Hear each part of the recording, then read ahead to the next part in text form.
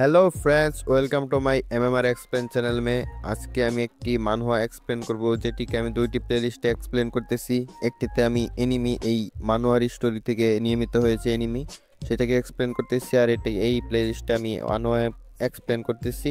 আর এটি একটি চাইনিজ মানহোয়া। আর চাইনিজ মানহোয়াতে এটি একটি কাল্টিভেশন মানহোয়া। কাল্টিভেশন মানহোয়াতে একটি দারুণ জিনিস থাকে, যেটাকে সেক্ট বলে। আর সেক্টের বিষয়টি হলো একটি গ্রুপ বা গ্রামের মতো, ছোট গ্রামের মতো। আর সেক্টর অর্থ হলো গ্রুপস অফ লর্ডস পিপল। আর যারা যারা চ্যানেলটি সাবস্ক্রাইব করেননি, এখন চ্যানেলটি সাবস্ক্রাইব করে দিন। এক নম্বর এপিসোডের শুরুতে আমরা দেখতে পাই আমাদের মেইন ক্যারেক্টারকে সকাল সকাল ঘুম থেকে উঠেছে। চলো এখন কাজ করা যাক। আমাদের মেইন ক্যারেক্টার এক্সপ্লেন করতে থাকে, আমার নাম ইয়াংকাই, আমি সাবসাবের কাজ করতেছি আমার নিজের গ্রুপের ভিতরে। আমি এই গ্রুপের হ্যাজ এ ডিসাইপেল, মানে আমি স্টুডেন্ট। আমার সেক্টরের নাম হলো হাই হেভেন প্যাভিলন। আর এটার খাসিয়াত হলো এখানে স্টুডেন্টদের লড়াই। এখানে স্টুডেন্টরা প্রতিযোগিতা করে থাকে একজন আরেকজনের সাথে লড়াই করতে, এর জন্য এই সেক্ট অনেক বিখ্যাত। আমি এই সেক্টরের ভিতরে 3 বছর ধরে ট্রেনিং করে যাচ্ছি, তাও এখনো আমি বডি টেম্পারেচার থার্ড লেভেলে আটকে আছি, যেটা একেবারেই বেকার। মিডিওকার হ্যাজ ফাক, একেবারেই বেকার। কারণ এই সেক্টর ভিতরে কেউ আমাকে সম্মান করে না। আমার সাথে যে যে লোক আসছিল 3 বছর আগে, তারা সবাই আমার চেয়ে হাই হাই লেভেলে চলে গেছে এবং তাদেরকে মহান মহান যত সেক্ট আছে সেখানে পাঠিয়ে দেওয়া হয়েছে। কিন্তু আমার, দেখো, আমি এখনো যেতে পারি নাই, তাই আমার কাছে কোনো রাস্তা না থাকার কারণে এখানেই আমি এই সাবসাবের কাম করতে হয়। এই গ্রুপের সব থেকে মূল বিষয়টা হলো এখানে স্টুডেন্টদের মধ্যে লড়াই, যেখানে ইন্টেন্স লেভেলের লড়াই হয়। এই গ্রুপের ভিতরে তুমি যদি আগে বাড়তে চাও, তাহলে তোমাকে সকলকে হারিয়ে আগে বাড়তে হবে, তোমার বন্ধুদের হারাতে হবে, নইলে তুমি একেবারে পিছিয়ে থেকে যাবে, লিটারলি একেবারে পিছিয়ে পড়ে থাকবে। যদি আগে যেতে চাও, তোমার বন্ধুকে অপমান করতে হবে, হারাতে হবে, তারপরে আগে বাড়তে হবে, তবে তুমি আগে বাড়তে পারবে। বাকি যত গ্রুপ আছে সেখানে তারা ডিসেবলেরা, তারা বন্ধুত্ব দোস্তি চলে, কিন্তু এই গ্রুপে বন্ধুত্ব দোস্তি একেবারেই না, একেবারেই সম্ভব না। ছেলেদের যখন 14 বছর হয়, 14 বছর বা তার নিচে হয়, তখন তাদের এডমিশন হয়ে যায়। তাদের এডমিশন হলে 3 বছর একটা ট্রেনিং দেওয়া হয়। 3 বছর ট্রেনিং এর মধ্যে তোমাকে বডি টেম্পারিং লেভেলকে পার করতে হবে। তুমি 3 বছরের মধ্যে যদি বডি টেম্পারিং লেভেল পার করতে পারো, তাহলে তোমাকে শাবাশি দিয়ে যে কোনো একটা এল্ডারের আওতায় পাঠিয়ে দেওয়া হবে। সেখানে তোমাকে এল্ডার নিজে ট্রেনিং দেবে। সেই এল্ডারের আওতায় ট্রেনিং নিয়ে তুমি আরো স্ট্রং হওয়ার সুযোগ পাবে। যদি তুমি 3 বছরের মাথায় বডি টেম্পারিং থার্ড লেভেল পার করতে পারো, তো তাহলে তুমি পারবে। আর যদি না পারো, তাহলে কোনো রাস্তা থাকবে না, আমার মতো এরকম হয়ে যাবে। আমার মতো ট্রায়াল স্টুডেন্ট হয়ে থাকতে হবে, আর নয় তোমাকে ধাক্কা মেরে বের করে দেওয়া হবে। আর যদি তুমি থাকতে চাও এখানে, তোমাকে এরকম ট্রায়াল স্টুডেন্ট হয়ে থাকতে হবে, সাবসাবের মতো কাজ করতে হবে। পৃথিবীতে প্রায় 3000-এর মতো স্টুডেন্ট আছে, যার মধ্যে ট্রায়াল স্টুডেন্ট একেবারেই কম, যেটা তুমি হাতের আঙ্গুল দিয়েও গুনতে পারবে। তাহলে বোঝার চেষ্টা করো কতটা ইজ্জতের ফালুদা হয়। তো আমি ডিসাইড করে নিয়েছি আমাকে স্ট্রং বানতে হবে, যাই হোক না কেন এখানে থেকে আমি স্ট্রং হয়েই যাব। তারপর পিছু থেকে কিছু কিছু ছেলেরা আসে, তারা বলে, এ এ তো ইয়াংকাই, হে হে ইয়াংকাই না, যে 3 বছর ধরে এখানে এসেছে, আমরা তারপরে এসেছি, তাও এর থেকে আগে চলে গেছি। এর তো একেবারে নাল্লা, কোনো কামের না, কোনো কাজের না কামা। এর তো শরম পাওয়া দরকার, এর তো কোনো শরমই পায় না, এর তো কোনো লজ্জা শরমই নাই। আমার মনে আছে 5 দিন আগে একটি ডিসাইপেল তাকে হারিয়ে দিয়েছে। এখন তো আবার 5 দিন হয়েছে, এখন তো আবারই একে চ্যালেঞ্জ করার সময় হয়েছে। এতগুলো লোক একটি ছেলেকে চ্যালেঞ্জ করবে, এটা তো খারাপ না? তারপরে সামনে থেকে একটা ছেলে বলে, তুই যদি যাইতে চাস তাহলে যা, নইলে আমাদের জ্ঞান দেওয়ার দরকার নাই, তোর জ্ঞান তোর পিছন দিয়ে ভরে দিব। এটা শুনে ওই ছেলেরা চুপ করে যায়, ওই ছেলেটা চুপ করে যায়, তারপর কিছুই বলে না, তারা সামনে যেতে থাকে। তারপর সব লোক বলে, বাই বাই, চ্যালেঞ্জ কর, তাড়াতাড়ি আমাদের চ্যালেঞ্জ কর, তোকে হারিয়ে আমরা চলে যাই, আমাদের অনেক কাজ আছে, সময় নষ্ট করিস না, তুই যে কোনো একজনকে বেছে নি, তোকে চ্যালেঞ্জ করে আমরা হারিয়ে চলে যাই। তখন আমাদের মেন ক্যারেক্টার মেডিটেশনের স্টাইলে মাটিতে বসে পড়ে। তখন আশপাশের লোক অবাক হয়ে বলে, এ কি করতেছে? মেডিটেশন করতেছে? এ তো মেডিটেশন করে কোনো কাজই হবে না, এ তো কোনো লাভই নেই, তো হুদাই বসে আছে, সময় নষ্ট করতেছে। তখনই আমাদের মেন ক্যারেক্টার বলতেছে, হয়ে যা হয়ে যা, তাড়াতাড়ি তাড়াতাড়ি হয়ে যা, মেডিটেশনটি হয়ে যা, একটু তাড়াতাড়ি হয়ে যা। আশপাশের লোক বলতেছে, ভাই আমাদেরও টাইম নেই, এত তুই তাড়াতাড়ি মেডিটেশন বাদ দিয়ে তাদের আমাদের কাউকে চ্যালেঞ্জ করতে হারিয়ে আমাদের অন্য কাজে আছে, যেখানে যেতে হবে। আমাদের মেন ক্যারেক্টার এক কান দিয়ে ঢুকে আরেক কান দিয়ে বের করতেছিল কথা, তাদের কোনো শুনতেই ছিলই না। তখনই আমাদের মেন ক্যারেক্টার শুনতে পারে ঘন্টার আওয়াজ, তখনই বলে, এ সকাল, নতুন সকালের শুরু শুরু হয়েছে। সকালের শুরুর থেকে সব থেকে কিছু ভালো হবে, এটা আমি আশা করি।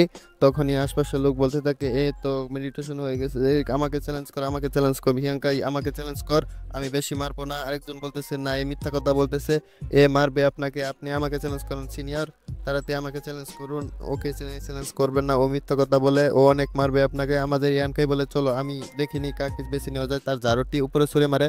তারপরে একটি মোটা ছেলে যেটাকে বেছে নেয়। মোটা ছেলে, হবে তোমরা কত, হা হা হা, আমি চ্যালেঞ্জ হয়ে গেছে আমার, তোমরা কতটা আনলাকি, তোমাদেরকে চ্যালেঞ্জ করতে পারলো না, তোমরা চান্স পেলে না, এবার আমি চান্স পেয়েছি। তখন ওর ছেলেরা জেলাস হয়ে বলে, দূর দূর দূর, যাও যাও, তুমি মারামারি করো ওর সাথে। তারপর আমাদের ইয়াংকাই তাদেরকে সাথে পরিচয় দিয়ে বলে, আমার নাম ইয়াংকাই, অর্ডিনারি, আমার নাম ইয়াংকাই, ট্রায়াল স্টুডেন্ট। আর ওই ছেলেটা তার পরিচয় দিয়ে বলে, আমার নাম ডিং জুন হো, আমি নর্মাল স্টুডেন্ট। তখন আমাদের লেভেল সম্পর্কে জানানো হয়। প্রথম আছে ট্রায়াল স্টুডেন্ট, তারপরে আছে অর্ডিনারি ডিসাইপেল, তারপরে আছে লোয়ার ডিসাইপেল, তারপরে আছে এলাইট ডিসাইপেল, তারপরে আছে কোর ডিসাইপেল। এখানে লড়াইটা হচ্ছে পয়েন্ট নিয়ে, যে যাকে হারাবে তার পয়েন্ট তার হয়ে যাবে। আমাদের মেন ক্যারেক্টারের লেভেল হলো বডি টেম্পারেচার 3rd লেভেল। আর আমাদের যে ওই ওপোনেন্টের মোটার লেভেল হলো বডি টেম্পারেচার 5 নাম্বার লেভেল। অবশ্যই আমাদের মোটা অনেকখানি শক্তিশালী আমাদের মেন ক্যারেক্টারের চেয়ে।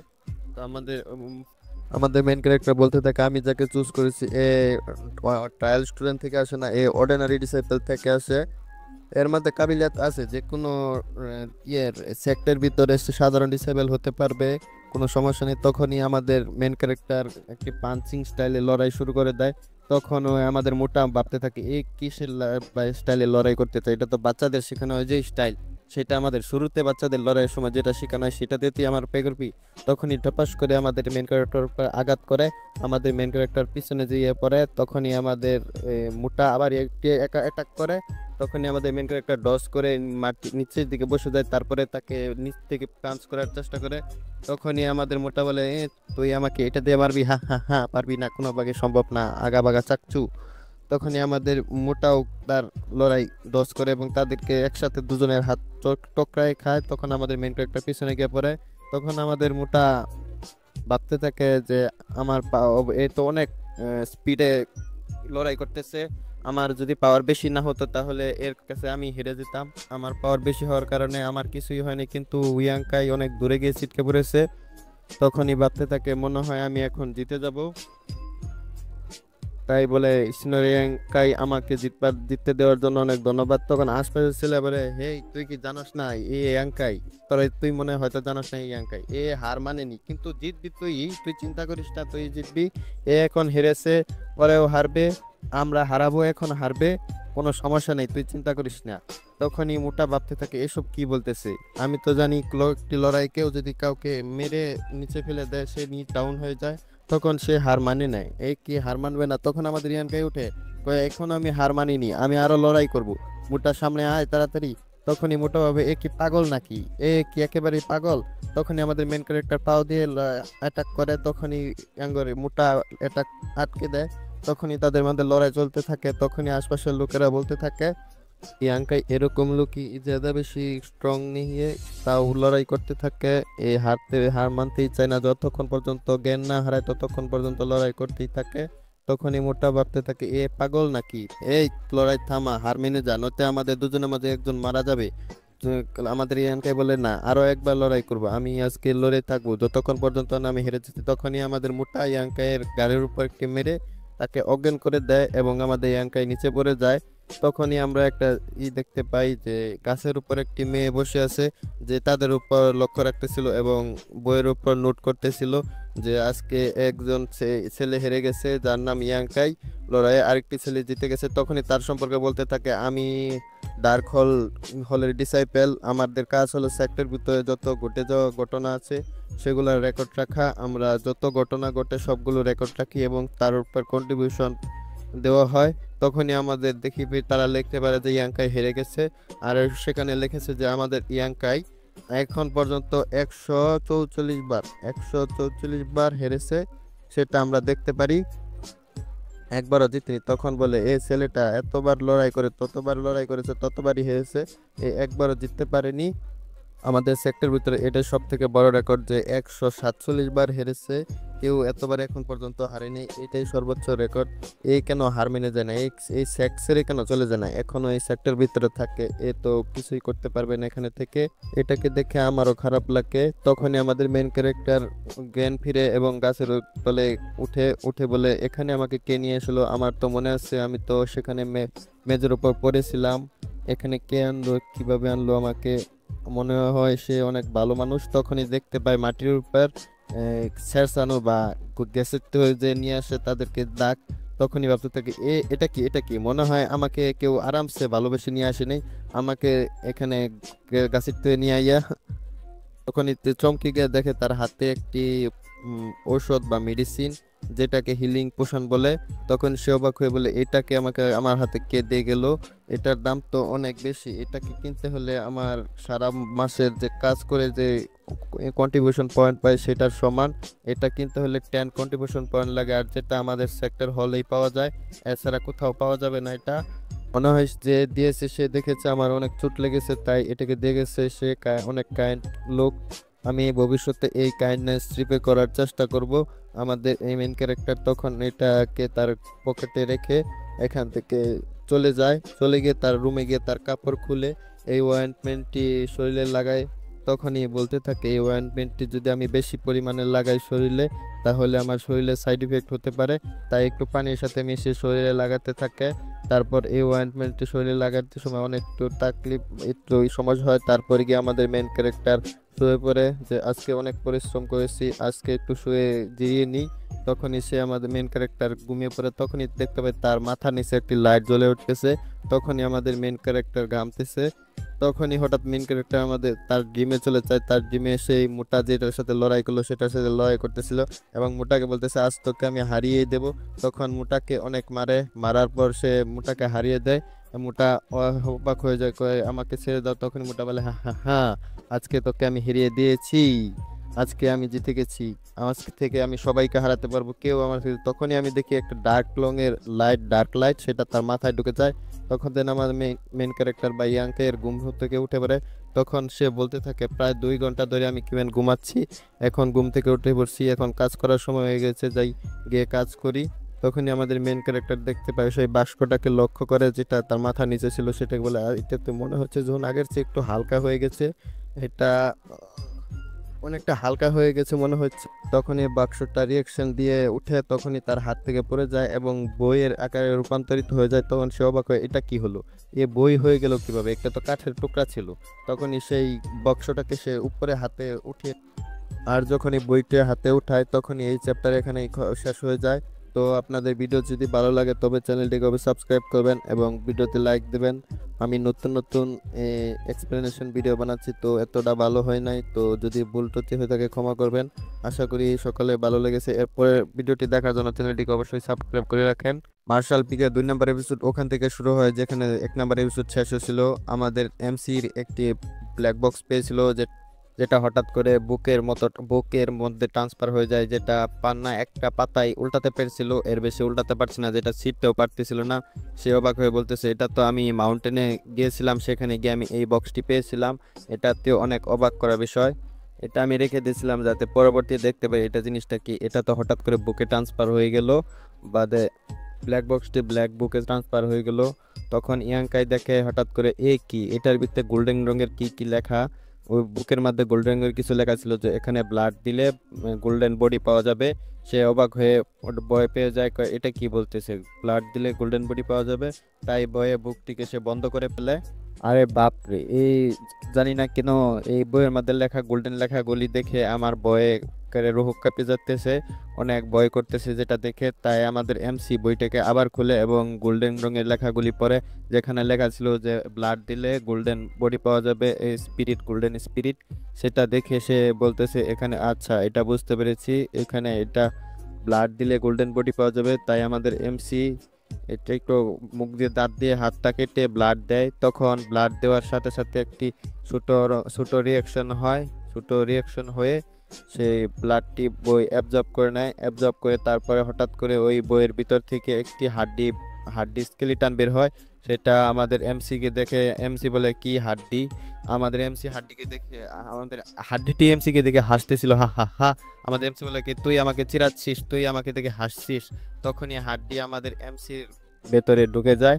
তখন আমাদের এমসি হাড্ডি হাড্ডিকে দেখে ভয় পেয়ে যায়, হ্যাঁ কিভাবে কিভাবে আমার শরীরে ঢুকে গেল। আমার মনে হয় হাড্ডিটি বা স্পিরিটটি আমার শরীরে কবজা করার চেষ্টা করতেছে আমার শরীরে। তখনই তার হাড়গোড় ভেঙে যাচ্ছিল, চিৎকার করছিল। তখনই তার শরীরের হাড়গোড় ভেঙে তার শরীরে নতুন হাড় বা হাড্ডি ওই ইটি প্রতিস্থাপিত হচ্ছিল। তখন সে বলে, আমার শরীরে আমি কবজা করতে দেব না, অনেক ব্যথা হচ্ছে, কোনোভাবে সম্ভব না। তখনই আমাদের এমসি হঠাৎ করে বেহুশ হয়ে যায়। বেহুশ হয়ে গেলে আমাদের এমসির কোনো হুঁশ থাকে না। তখন আমাদের এমসির জ্ঞান ফিরে, তখন সে বুঝতে পারে এ কি, আমার তো কিছুই হয়নি। তখনই সে দেখতে পারে কি, আমাকে অনেক স্ট্রং মনে হচ্ছে, আমার শরীরে যেমন মনে হচ্ছে আমার শক্তি বেড়ে গেছে। তখনই আমাদের এমসি অনেকটা অবাক দেখে যে তার শরীরে যত আঘাত ছিল সবগুলা ঠিক হয়ে গেছে, তার পাওয়ারও বেড়ে গেছে। সে বলে, আমার লেভেল তো হয়তো দেখি তো বাড়ে নাই, আগে থার্ড স্টেজে ছিলাম, এখনো তো থার্ড স্টেজে আছি। তখনই আমাদের এমসি দেখে ব্ল্যাক বুক, আরে ব্ল্যাক বুকটা কোথায় গেল? আরে বুক তুই কোথায় কোথায় আছিস বুক? তুই হঠাৎ করে তারপর তার বুক দিয়ে তার সামনে এসে পড়ে, তার হাতে চলে আসে, তারপরে গায়েব হয়ে যায়, তারপরে আবার তার হাতে চলে আসে। তখনই সে বুঝে যে সোল স্টোন নামে একটি স্টোন থাকে যেটা এবিএস এর ভিতরে পাওয়া যায়, সেটার মতো মনে হয় হিউম্যান ইউটিলিটি ইউজ করে এটা তৈরি হয়। আমার মনে হয় ওই স্টোন বুককে আন্ডার ট্রান্সফার হয়ে গেছে, তাহলে এটা বিরাট ভালো কথা। আর এর মাধ্যমে আমি এতটা পাওয়ারফুল হতে পারবো, এতটা পাওয়ারফুল তো যে এই গ্রুপটিকে আমি পুরো পরবর্তী নষ্ট করতে পারবো। আর না হলে আমি পুরো দুনিয়াকেই ধ্বংস করতে পারবো। এটা অনেক পাওয়ারফুল আমি হতে পারবো এই বুকের মাধ্যমে, যেটা লিটিলি পুরো বুকটি ইউজ করলে আমি অনেক পাওয়ারফুল হতে পারবো। আমি এখন এতটা স্ট্রং নয়, যেটা আমি বুকটিকে অনেক সামলাই রাখতে হবে যাতে পরবর্তী আমি এটা ইউজ করতে পারি এবং অনেক স্ট্রং হতে পারি। এর মাধ্যমে আমি স্ট্রং স্ট্রং বান্দাদেরকেও আমি একেবারে ঘায়েল করে দিতে পারবো। সেজন্য আমাকে এই বুকটিকে সামনে রাখতে হবে, আর সেজন্য তো আমাকে স্ট্রং হতে হবে যাতে কেউ আমার কাছ থেকে এই বুকটি নিয়ে না নেয়। কিন্তু আমি তো স্ট্রং হতেই পারছি না, 3 বছর ধরে আমি ট্রেনিং করে যাচ্ছি এবছরই আমার লেভেল আপই হচ্ছে না। আমি চাইতাম যে আমি পুরো দুনিয়ার মধ্যে পুরো দুনিয়াতে অনেক স্ট্রং হই, কিন্তু আমি হতেই পারছি না, কোনো কিছু করতেই পারতেছিলাম না। সেই জন্য আমার বুকটা তো থাকা দরকার। বুকের এই প্রথম পাতাটাই দেখে মনে হচ্ছে অনেক স্ট্রং, আর এই পুরা বুকটি আমি যদি শিখতে পারি বা জানতে পারি তাহলে কতটা স্ট্রং হতে পারবে সেটা ভেবে পাচ্ছি না।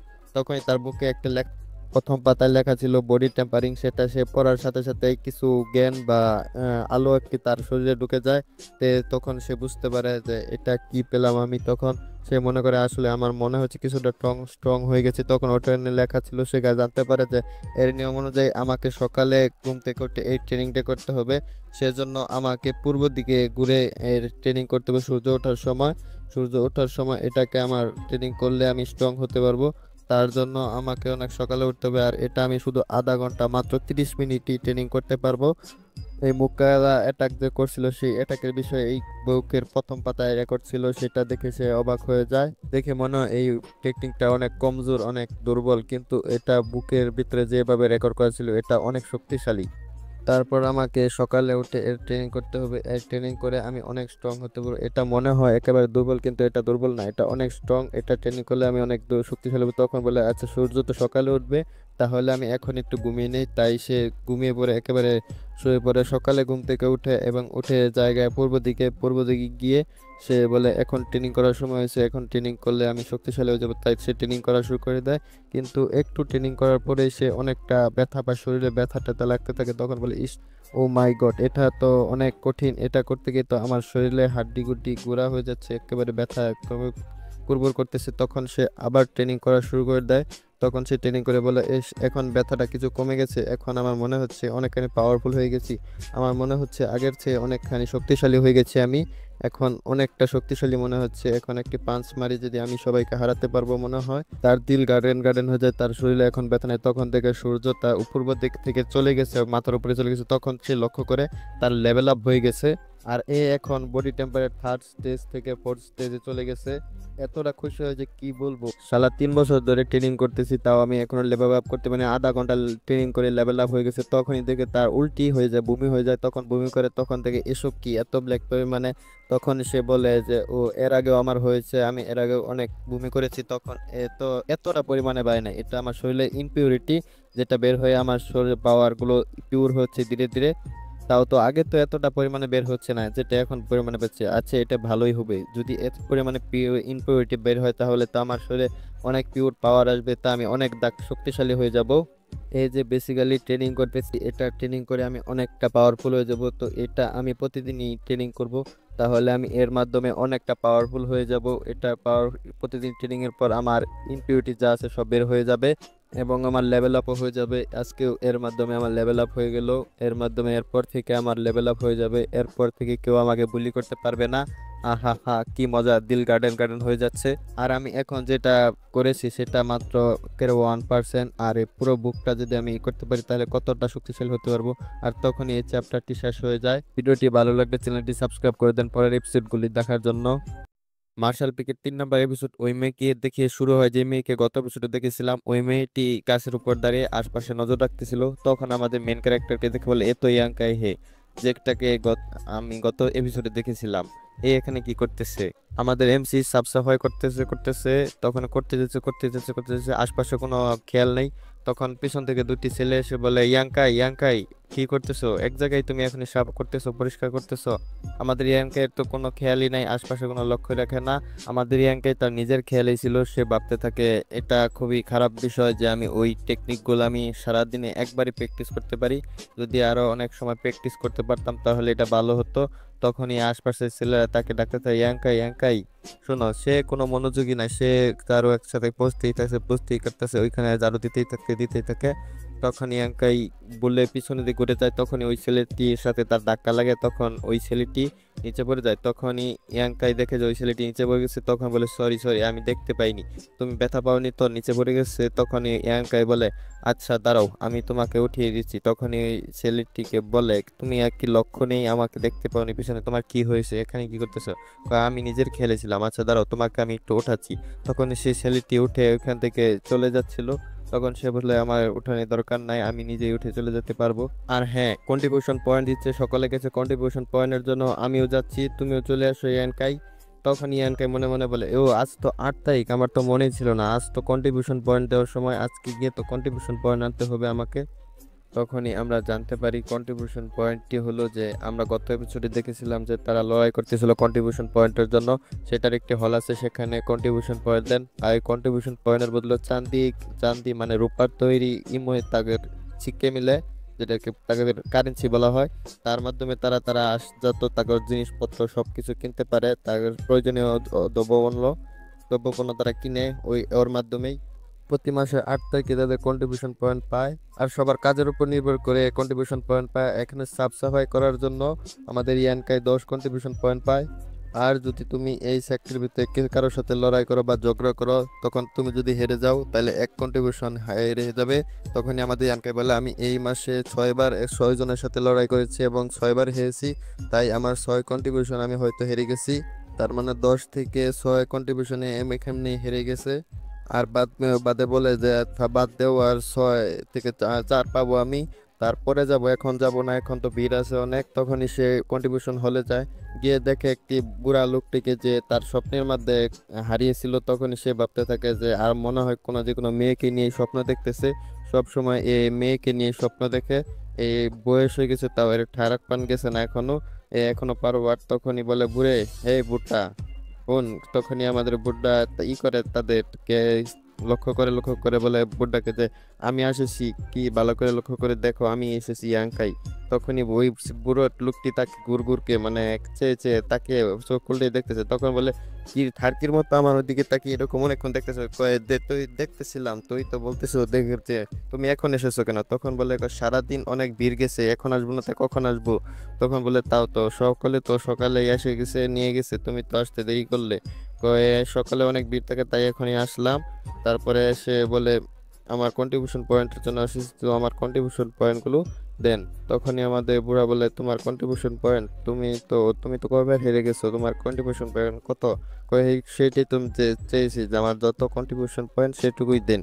ও আচ্ছা, তোমার কন্ট্রিবিউশন পয়েন্ট তুমি জানো না কত? তা আচ্ছা ঠিক আছে, তাহলে তোমার কন্ট্রিবিউশন পয়েন্ট আমি তোমাকে দিচ্ছি। তখনই আমাদের ইয়ানকাইকে তার কন্ট্রিবিউশন পয়েন্ট হিসেবে কিছু রূপার দিয়ে দেয়, এই টুকরো, সেগুলোই তাদের কারেন্সি, যার মাধ্যমে তারা অনেক কিছু করতে পারে। তখন আমাদের ইয়ানকাই ওই কন্ট্রিবিউশন পয়েন্ট নিয়ে নেয়। তখন ওই বুড়া লোকটি তাকে যে কন্ট্রিবিউশন পয়েন্ট দিয়েছে সেটা লিখে নেয়। তখনই আমাদের ইয়ানকাই তখন বুড়া লোকটি বলে যে প্রতি মাসে যে একটি ক্রিম দেয় যেটার মাধ্যমে তোর চোট বা আঘাত ঠিক হয়ে যাবে সেটা দিমু। তখনই আমাদের ইয়ানকাই বলে না, ওর প্রয়োজন নেই, ওই কন্ট্রিবিউশন পয়েন্টে আমার জমিয়ে রাখো, ওর দাম অনেক বেশি। আমাদের ইয়ানকাই এটা নিবে কেন? আমাদের ইয়ানকাই তো অলরেডি ওটা পেয়ে গেছে, তাই সেজন্য ওটা নিতেছে না।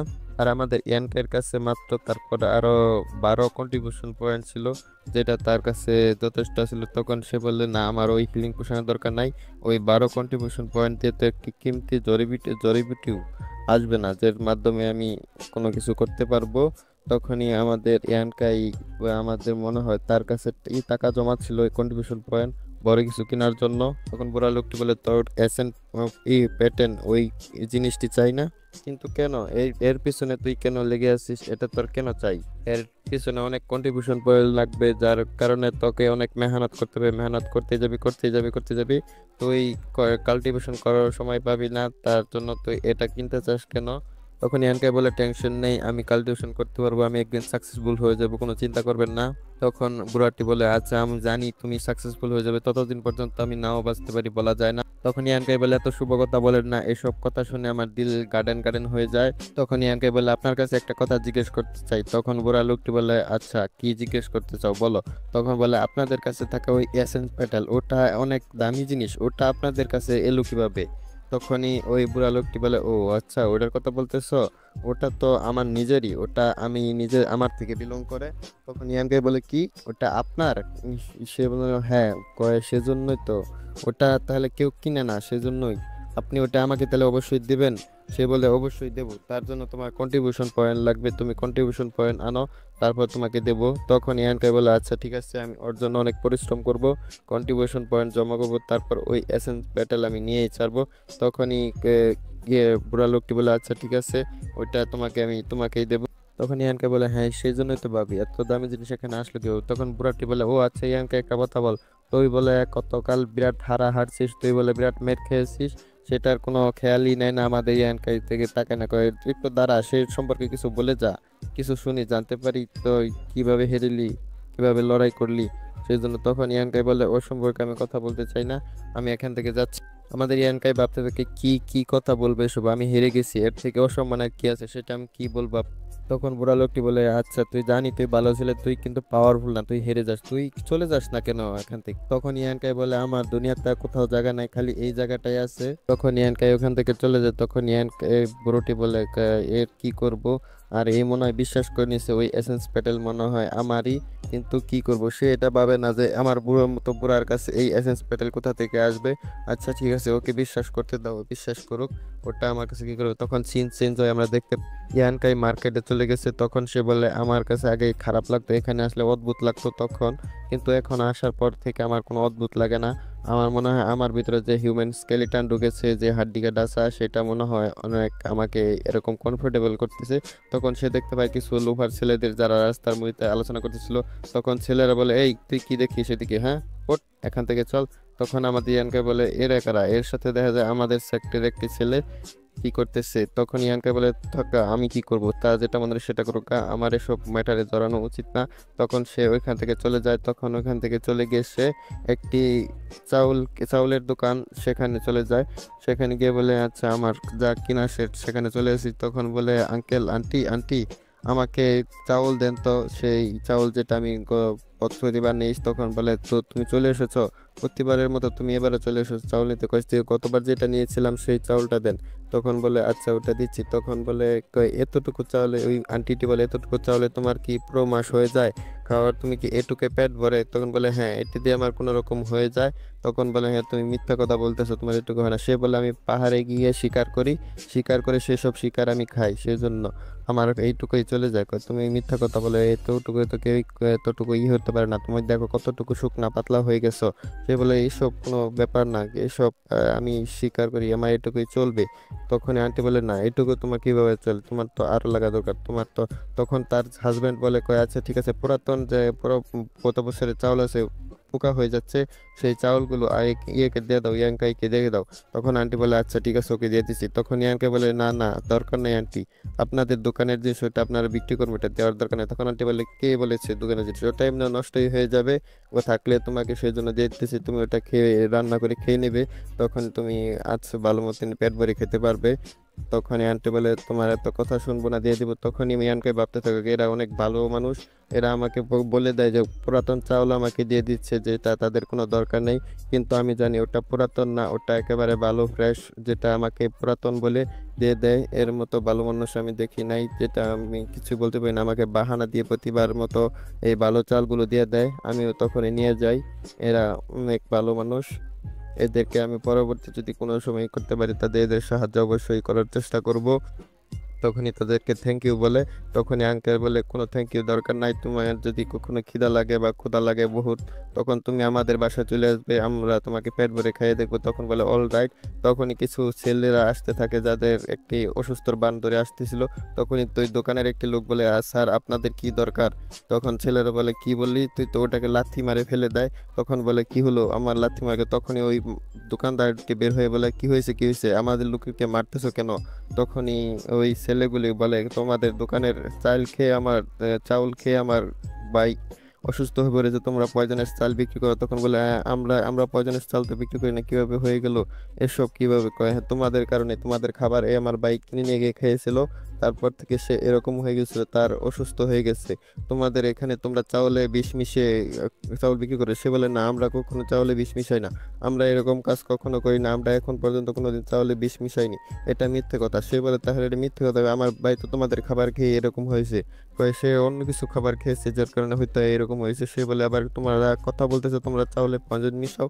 কয় না না স্যার, এটা মিথ্যে কথা, আমরা এরকম কিছুই করিনি, আপনারা অন্য কোথাও গিয়ে সে। তখন আমাদের ইয়ানকার সামনে আছে বলে না, এই দোকানদারকে আমি চিনি, এরকম কিছু করতে পারে না। সে বলে তুই আবার কে? চলে তখন এই দোকানদার সামনে আসে, ইয়ানকাইকে বলে ইয়ানকাই তুমি পিছনে যাও, তোমার কিছু দরকার নাই, এরা কিছু করার দরকার নেই, তুমি অন্য কাজে যাও, তোমার এইসব ঝামেলা জড়ানোর দরকার নাই। তখন ওই আঙ্কেলটি বলে আচ্ছা তোমার ঠিক আছে, আমি আপনাদের টাকা দিচ্ছি, আপনারা আপনার বাইকে হাসপাতালে নিয়ে যান, এখানে কেন নিয়ে আসছেন? এখানে তো সমস্যা করেন না, আপনাদের টাকা দিচ্ছি সেজন্য যত চিকিৎসার খরচ পড়ে।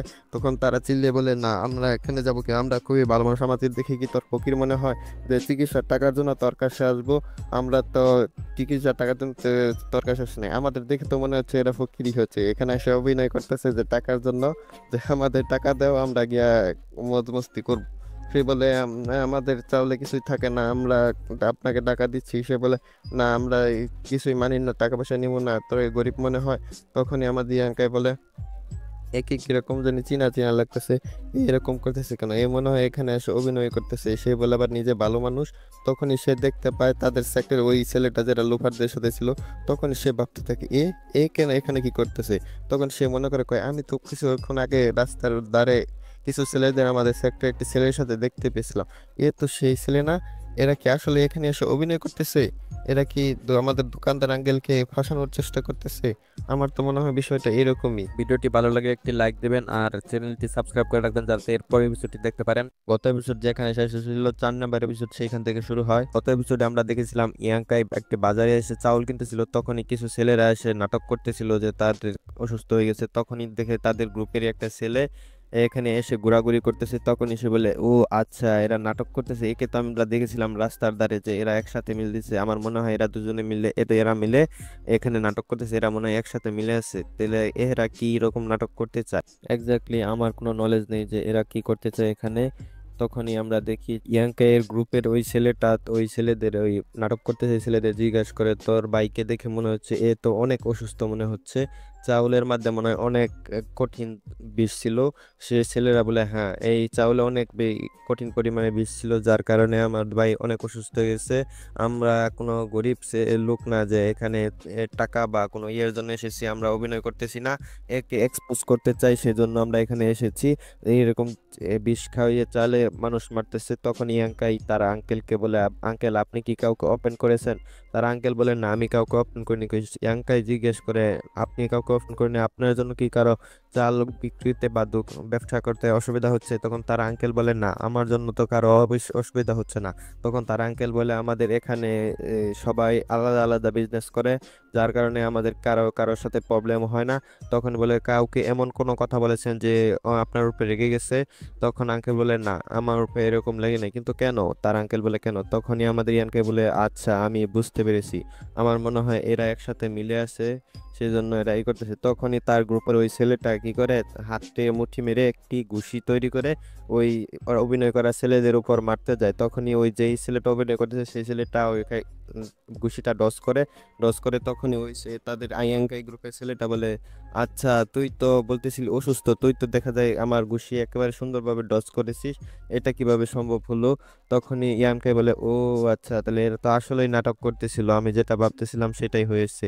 তখনই আশপাশের মানুষ অবাক, হ্যাঁ হ্যাঁ এটা তো আসলে অভিনয় করতেছে, এটা তো আসলেই সত্যি কথা, এখানে এরা এরকম করতেছে। তখন ইয়ানকাই ভাবে আচ্ছা এখন বুঝতে পেরেছি, এরা এখানে এসে নাটক করবে, তারপরে ওই ছেলেটা এসে তাদেরকে ইয়েকে দোকানদার আঙ্কেলকে বাঁচাবে।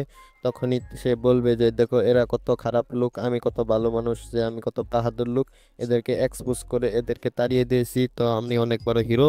তখনই ওই ছেলেরা জিজ্ঞেস করে তুই কে, তুই এখানে আমাদের ঝামেলাতে আসিস কেন? তখনই ওই আমাদের ওই গ্রুপের ছেলেটা বলে আমার নাম সুমু, আমি হাই হেভেন প্যাভিলিয়নের একজন সদস্য। তখনই ওই ছেলে বলে তো হাই হেভেন প্যাভিলিয়ন, ও আচ্ছা চিনতে পারছি, তুই তো হাই হেভেন প্যাভিলিয়নের ছেলে, তাই আমরা তোর সাথে ঝামেলায় জড়াতে চাই না, আমরা এখান থেকে চলে যাব, আমরা চলে যাচ্ছি, তোর ঝামেলায় আমরা যেতে পারবো না। তখন ইয়ানকে ভাবে ও আচ্ছা, তাহলে এ হাই হেভেন প্যাভিলিয়ন আমাদের গ্রুপের আমাদেরই হয়। তখন ইয়ানকাই খুশি হচ্ছিল বিশে যে এরা এক্সপোজ হয়ে গেছে এখন, হ্যাঁ এরা তো বিরাট নাটক করতে পারতেছে, এদের নাটক দেখে তো আমার হাসি পাইতেছে। তখনই ওই ছেলেরা চলে যাইতেছিল, তখনই তারা বলে আচ্ছা ঠিক আছে তুই হাই হেভেন প্যাভিলিয়ন তোরা অনেক স্ট্রং, তোর সাথে আমরা পাঙ্গা নিতে চাই না, তাই আমরা চলে যাচ্ছি। তখন ইয়ানকাই মনে মনে ভাবে এদেরকে যাইতে দেওয়া যাবে না, এদেরকে যেতে দিলে পরে সমস্যা। তখন ইয়ানকাই পিছন থেকে ডেকে বলে এই হেই, কি সমস্যা হ্যাঁ, এখন এখানে এসে নাটক করতেছো, এখন আবার চলে যাইতেছো, তোমরা কিরকম পাজি লোক, হ্যাঁ এখানে আসো, তোমাদের মন মতো নাটক করো, এই করো।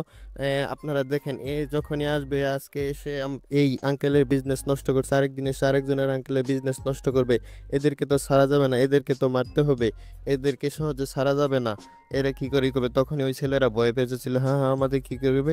তখনই ওই গ্রুপের ছেলেটা ভাবে কি এই কোথা থেকে আসলো, এই তো এদেরকে এক্সপোজ করে দিচ্ছে, এদেরকে তো মারতেছে, এটা তো মনে হয় ভালো হচ্ছে না।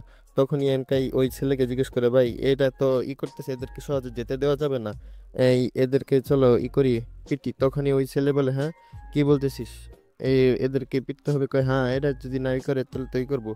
তখনই এই ছেলেটি বলে তুই আমাদেরকে ব্রাদার বলতেছিস কেন? তুই আমি আমি তোর আবার কবে ভাই হলাম? তোর মা আমার বাপের কাছে এসেছিল নাকি আমার মা তোর বাপের কাছে এসেছিল? কয় ব্রাদার, আমরা তো ব্রাদারই, আমরা তো একই গ্রুপের ছেলে, আমরা তাহলে ভাই হই না? তখন বলে হ্যাঁ তুই আমাদের গ্রুপেরই, হ্যাঁ বলে হ্যাঁ। তারপরে ইয়ানকাই বলে আপনারা সবাই দেখছেন এরা মনে করেন আজকে আঙ্কেলের করে নষ্ট করেছে, আরেকদিন আপনাদেরই করবে, তাই এদেরকে মারতে হবে। চলো ব্রাদার আমরা সবাই মিলে এটাকে পিটি, চলো ভাই বাদার আমরা পিটিয়ে আজকে যদি এদেরকে পিটি, তারপরে এরা আর কোনোদিন এরকম সাহস পাবে না। তখনই আশপাশের পাবলিকও খেপে যেতেছে, হ্যাঁ হ্যাঁ এদেরকে করতে হবে। তখন ইয়াংকাই গ্রুপের ছেলেটাও মনে মনে ভাবতেছে হ্যাঁ এই তো এক্সপোজ করে দিচ্ছে, এদেরকে তো এখন সত্যি মারতে হবে। তখনই বলে আচ্ছা ঠিক আছে সবাই চলো একে পিটি। তখনই আশপাশের জনগণ বলে আচ্ছা সকলে আসো এদেরকে পিটে দেই। তখনই সবাই মিলে এদেরকে এমন ধুলাই করে ধুমুস ধুমুস ধুমুস ধুমুস বাদে বলে ওই ছেলেটি বলে কয় মুসু আমাকে বাঁচাও আমাকে বাঁচাও। তখনই বলে তোর এই মুখে আমার নাম নিস না পাজি লোক। তখনই বলে কি হয়েছে, তুমি আমাদেরকে বাঁচাও নাকি বাঁচাও আমাদের। তারপর পাবলিক রাম দমায় ঢামাস ধুমাস ঠামুস ঠুমুস ঠুমুস ইচ্ছা মতন অনেক মারলো। তারপর ওই ছেলেদের অবস্থা একেবারে খারাপ করে দিল। আমাদের ইয়াংকাই পিছনে দাঁড়িয়ে দাঁড়িয়ে মনে মনে হাসে, কয় এদের অভিনয় এক্সপোজ হয়ে গেছে, এরা ইচ্ছা মতন লড়া মার খাচ্ছে, আচ্ছা ভালোই হয়েছে। তখন আশপাশের পাবলিক থেমে যায়, তাদেরকে মারামারি থেমে যায়। তখন ইয়াংকাই বলে দেখেছো এরা কি, এদেরকে এভাবে ছেড়ে দিলে চলবে না, এরা তো খুবই খারাপ লোক। তখন এই আঙ্কেল বলে এদেরকে মেরে ফেলতে হবে, আজকে এদের এই আঙ্কেলেরই করেছে আরেকদিনই করবে, এদের সাধারণ শাস্তি দিলে চলবে না। এটা আরেকদিন এসে এরকম করতে পারে, তাই একে মেরে ফেলা উচিত। তখন আশপাশের পাবলিক ভয় পেয়ে যায়, কি এদেরকে মেরে ফেলতে হবে? তখনই দোকানদারের ছেলে বলে, এদেরকে মারতে হবে কেন? এরা তো শাস্ত এই ঝামেলাই করেছে, এদেরকে মেরে ফেলে চলবে? আর তখনই ওই ছেলেরাও ভয় পেয়ে যায়, হ্যাঁ আমাদের মেরে ফেলবে। তখনই ইয়াংকাই এর গ্রুপের ছেলেরা বলে, কয় এদেরকে মারবে কেন? এরা একই দোষ করছে, কয় এদেরকে মারতেই হবে, নইলে এরা আবার ঝামেলা করবে, এরা তো শুধরানোর লোক না, তোমাকে মারতে হবে, তুমি মারতে পারবে না একে, চলো একে মেরে দাও, তাহলে আর কোনোদিন এরকম ঝামেলা করবে না। তখনই এই ছেলেটি, তাদের গ্রুপের ছেলেটি বলে, কি মারবো কেন? আমি মারবো না, আমি মারবো না। ইহানকে বলে, মারবে না কেন? তুমি কি এদের সাথে মিশে আছো? তখন বলে, হ্যাঁ আমি এদের সাথে মিশে থাকবো কেন? কয়, তাহলে তুমি এত দ্বিধা করতেছো কেন? তাহলে এদেরকে মেরে দাও। তুমি যদি এদের সাথে মিলে না থাকো, তুমি মিলে থাকলে তো তাহলে এরকমই তুমি করতে পারো। তারপর ইয়ানকাই গ্রুপের ছেলেটি বলে, তো একটু বেশি হয়ে যাচ্ছে। তখন ইয়ানকাই বলে, না একটু বেশি হবে কেন? এরা তো মার্ডার করলে একজনের আরেকজনের মৃত্যুদণ্ড হয়, কিন্তু এরা তো মার্ডারের মতো কাজই করেছে। এই আঙ্কেলের পরিবারকে তারা করেছে, এই পরিবারের আঙ্কেলের তাই দোকানের ব্যবসা নষ্ট হতো, আর দোকানের ব্যবসা নষ্ট হলে তারা না খেয়ে মারা যেত, তাহলে এটা মার্ডারের সমানই। তো এরা এর আগে কত পরিবারের সাথে যেন করেছে। তখনই ওই দোকানের আঙ্কেল বলে, থাক থাক আই আঙ্কাই, এর জন্য এতটা করার দরকার নাই। তখন বলে ইয়াঙ্কাই বলে, না না আঙ্কেল, এটাই করা দরকার, এটুকু না করলে তো চলবে না, নইলে ভবিষ্যতে এরা শিক্ষা পাবে না, আরো মানুষ এখানে চলে আসবে। তখন ওই তার গ্রুপ ছেলেটা বলে, ও আচ্ছা ঠিক আছে, আমি মানছি, আমি যাই গিয়ে এদেরকে মেরে দেব। তখনই ওই ছেলেটি মারার জন্য সামনের দিকে আগাচ্ছিল আর বলতেছিল, তোরা যেটা করেছিস এটা অনেক বড় অন্যায়, এরপরে যাতে আর করতে না পারিস, তাই সেজন্য আমি তোদেরকে কিল করে দেব। তাই কিল করার জন্য যেই আগাচ্ছিল আর ভয় পাচ্ছিল, তখনই ইয়াঙ্কাই বলে, ব্রাদার্স দই, তাড়াতাড়ি যান, তাড়াতাড়ি গিয়ে ওকে মেরে দিন। তখনই সে কয়েক পাও আগাচ্ছিল, তখনই ওই যে ছেলেরা নাটক করতে এসেছিল, তখন তারা উঠে দাঁড়ায়, কয়, তুমি আমাদের সাথে মিলেছিলে, এখন আমাদের মারতে এসেছিল? তখনই সে উঠে বলে, এই আমাদের নাটক করতে বলেছিল, তাই আমরা নাটক করতেছি, আমরা এখানে কোনো অসুস্থ হয়নি চাল খেয়ে, আমরা কোনো টাকা পয়সার জন্য করিনি। এই বলেছি, কি কি বলতেছিস তোরা? মিথ্যা কথা বলতেছিস আমাকে ফাঁসানোর জন্য? তোরা এখানে ভয় পেয়ে আমাকে ফাঁসাতে চাইছিস? তোকে, হ্যাঁ কি বলতেছো? তোমাকে ফাঁসাতে চাইতেছি? তুমি তো আমাদেরকে এখানে নিয়ে এসেছো, এখন বলতেছো তোমাকে ফাঁসাতে চাইতেছি? এবারে ওই ছেলেটা চিল্লিয়ে বলে, এই দোকানদারের মেয়েকে ভালোবাসে, তাই এখানে এসে নাটক করতে বলেছিল, তাই এসে বাঁচাবে, যে বাঁচালে ওই দোকানদারের মেয়ে তাকে পছন্দ করবে, তাই সেই জন্য আমাদেরকে ভাড়া করেছিল, যাতে আমরা এখানে এসে ঝামেলা করি, এখানে সবাইকে বাঁচিয়ে হিরো হয়ে যাবে। তখনই চ্যাপ্টার শেষ হয়ে যায়। আর ভিডিওটি ভালো লাগলে একটি লাইক করে দেবেন, পরের ভিডিওটি দেখার জন্য চ্যানেলটি সাবস্ক্রাইব করে রাখবেন। Hello friends, welcome to my MMR explain Bangla চ্যানেলে। লাস্ট এপিসোডে আমরা দেখেছিলাম ওই সুমু নামের ওই ছেলেটি, যেটা ইয়াংকাই এর গ্রুপের ছেলে, এক্সপোজ হয়ে যায়। তারপর সেটা জানতে পারে, ইয়াংকাই জানতে পারে যে মেয়ের কারণে এরকম, মেয়ের চক্করে, যে মেয়েকে পটানোর জন্য এরকম হয়েছে। ইয়াংকাই বলে, আমি কি ভেবেছিলাম, হাই রে, এখানে তো দেখি মেয়ে নিয়ে ঝামেলা। তখনই ওই ছেলেটা বলে, সুমু বলে, মিথ্যা কথা বলতেছে, সত্য কথা বলতেছে না। তখনই ওই ছেলেটা বলে, না এ মিথ্যা কথা বলতেছি না, আমরা মিথ্যা কথা বলি না, এ মেয়ের চক্করেই এরকম করতেছে। বলেছিল আমাদেরকে যে এসে এখানে আমরা ঝামেলা করবো, এসে হিরো সাজবে, তারপর মেয়েকে পটিয়ে ফেলবে। আমরা তো এরকম এত খারাপ লোক না, আমরা জানি ভাড়াটে কাজ করি, কিন্তু এতটাও খারাপ না যে কোনো গরিব মানুষের যে দোকানে ব্যবসা নষ্ট করব। আমাকে বলেছিল, তাই আমরা এখানে এসেছিলাম। তখন ইয়ানকে বলে, আচ্ছা তা এই ব্যাপার, তাহলে কত তোমরা এর জন্য কি জন্য এসেছিল, কতই দিয়েছিল, কত টাকা দিয়েছিল? তখন ওই ছেলেগুলি বলে যে আমাদেরকে আমাদের 50 মোহর দিয়েছিল, রূপার মোহর, তারপর আমরা এখানে এসেছিলাম, তাই আমরা এখানে কাজ করছি। তো তখন ইয়ানকাই বলে, ও আচ্ছা, এটা তো অনেক। তখনই এই দোকানদার আঙ্কেল মানে বলতে থাকে, কি এ তো অনেক খারাপ ছেলে, এত বড় খারাপ কাম করলো আমাদেরকে ঠকানোর জন্য, এত বড় দিল। এর থেকে তো ইয়াংকাই ভালো, তুই এই দেখ, তোর থেকে তো ইয়াংকাই ভালো। আমরা তো ভেবেছিলাম হাই হেভেন প্যাভিলিয়নের ছেলেরা অনেক ভালো, এটা তো অনেক মহান গ্রুপ, তোরা হাই হেভেন প্যাভিলিয়নের সম্মান নষ্ট করতেছিস। এরকম করে আশপাশের লোকেরা বলতে থাকে, হ্যাঁ আচ্ছা, আমরা তো ভেবেছিলাম এ তো অনেক হিরো সাজতেছে। মেয়েরা বলতেছে, একে তো ভেবেছিলাম হিরো, যে ভালো মানুষ, এখানে এসে সবাইকে করতেছে, বাঁচাইতেছে, এ তো দেখি এখানে এসে করতেছে, ঝামেলা করতেছে। তখনই ওই ছেলেটা মনে মনে ভাবতে থাকে, তুই এখানে এসে ইয়াংকাইকে মনে ভাবতে থাকে, তুই এসে আমাকে এখানে এক্সপোজ করেছিস, তোকে আমি ছাড়বো না। তখন ওই ছেলেটি আমাদের ইয়ানকাইকে জিজ্ঞেস করে, ব্রাদার্স তুমি কে? তখন ইয়ানকাই বলে, কি তুই আমাকে চিনতে পারছিস না? একটু চিন্তা করে দেখ ভাই, চিন্তা করে দেখ, আমাকে চিনতে পারিস নাকি? তখন বলে, কে তোকে আমি চিনতে পারতেছি না, কিন্তু তুই চিন্তা করিস না, আমি যে কোনো ভাবেই তোকে তোর নাম জেনেই নেব। তখন ইয়ানকে বলে, আচ্ছা যা যা, তুই আমাকে চিনি নিস, দেখি র কি করে নিস, তুই তো আমাকে এখনো চিনতেই পারতেছিস না, তুই আমাকে কি করতে হবে। তখন আশপাশের মানুষ বলে আচ্ছা এই তো চলে গেল কি হবে। তখনই ওই আঙ্কেলটি ইয়ানকাই বলে, ইয়ানকাই তোমাকে অনেক ধন্যবাদ, তুমি না থাকলে আজকে কি জানি হতো, তোমার কারণে আজকে আমি বেঁচে গেছি, তুমি আমাকে আজকে বাঁচিয়ে দিয়েছো, তাই তোমাকে অনেক ধন্যবাদ। তখন ইয়ানকাই বলে না, কিছু কোনো ধন্যবাদ বলার দরকার নাই, আমার সামনে এরকম দুর্ঘটনা ঘটে যাবে, আমি কি কিছু করব না, তাই আমি এরকম কাজ করেছি, তো এরপর থেকে সাবধানে থাকবেন, এরকম যাতে আর না হয়। তখনই ওই ছেলেটি বলে হ্যাঁ ওটা কিন্তু অনেক শক্তিশালী, অনেক ভালো পদের তখনই তুমি ওপেন করে দিয়েছো, ও কিন্তু তোমার কাছ থেকে প্রতিশোধ নেওয়ার চেষ্টা করবো, তাই তুমি সাবধানে থাকো। তারপর তুই ইয়ানকে বলে আচ্ছা ঠিক আছে। তখন ইয়ানকে ওই দোকানদারের থেকে তার চাউল নিয়ে বের হয়ে চলে আসে বাড়িতে। বাড়িতে এসে বলে আচ্ছা আমি তো ভেবেছিলাম ওই রাস্তায় ওই ছেলেটি সুমো আমার উপর অ্যাটাক করবে, কিন্তু এ তো অ্যাটাক করে নাই, আমি তো রাস্তা দিয়ে সবচেয়ে চলে এসেছি, এর একটা আইন আছে, তাই আমার উপর অ্যাটাক করতে পারবে না। আমার কাছে একটা নিয়ম অনুযায়ী কেউ কারোর উপর অ্যাটাক করতে পারবে না, স্যাক থেকে বের হলে তাকে মারতে পারবে না। যদি কেউ কেউকে মারে দেয় তাহলে এটা স্যাক্ট জেনে গেলে পরবর্তী তাকে অনেক বড় সাজা দিবে, তাই কেউ কাউকে স্যাক্টের থেকে বের হলে মারতে পারবে না। কিন্তু আমার উপর সে তো প্রতিশোধ নিতেই চাবে, কিন্তু আমার উপর প্রতিশোধ নেওয়ার জন্য সে তার আর একটা রাস্তা আছে, তার জন্য হলো আমাকে তাকে চ্যালেঞ্জ করতে হবে, বা সে আমাকে চ্যালেঞ্জ করবে। আমাকে সে যদি চ্যালেঞ্জ করে তারপরে সে আমাকে অনেক মারতে পারবে, মন মতনে মারতে পারবে, ইচ্ছা মতনে, তখন আমি কিছুই করতে পারবো না।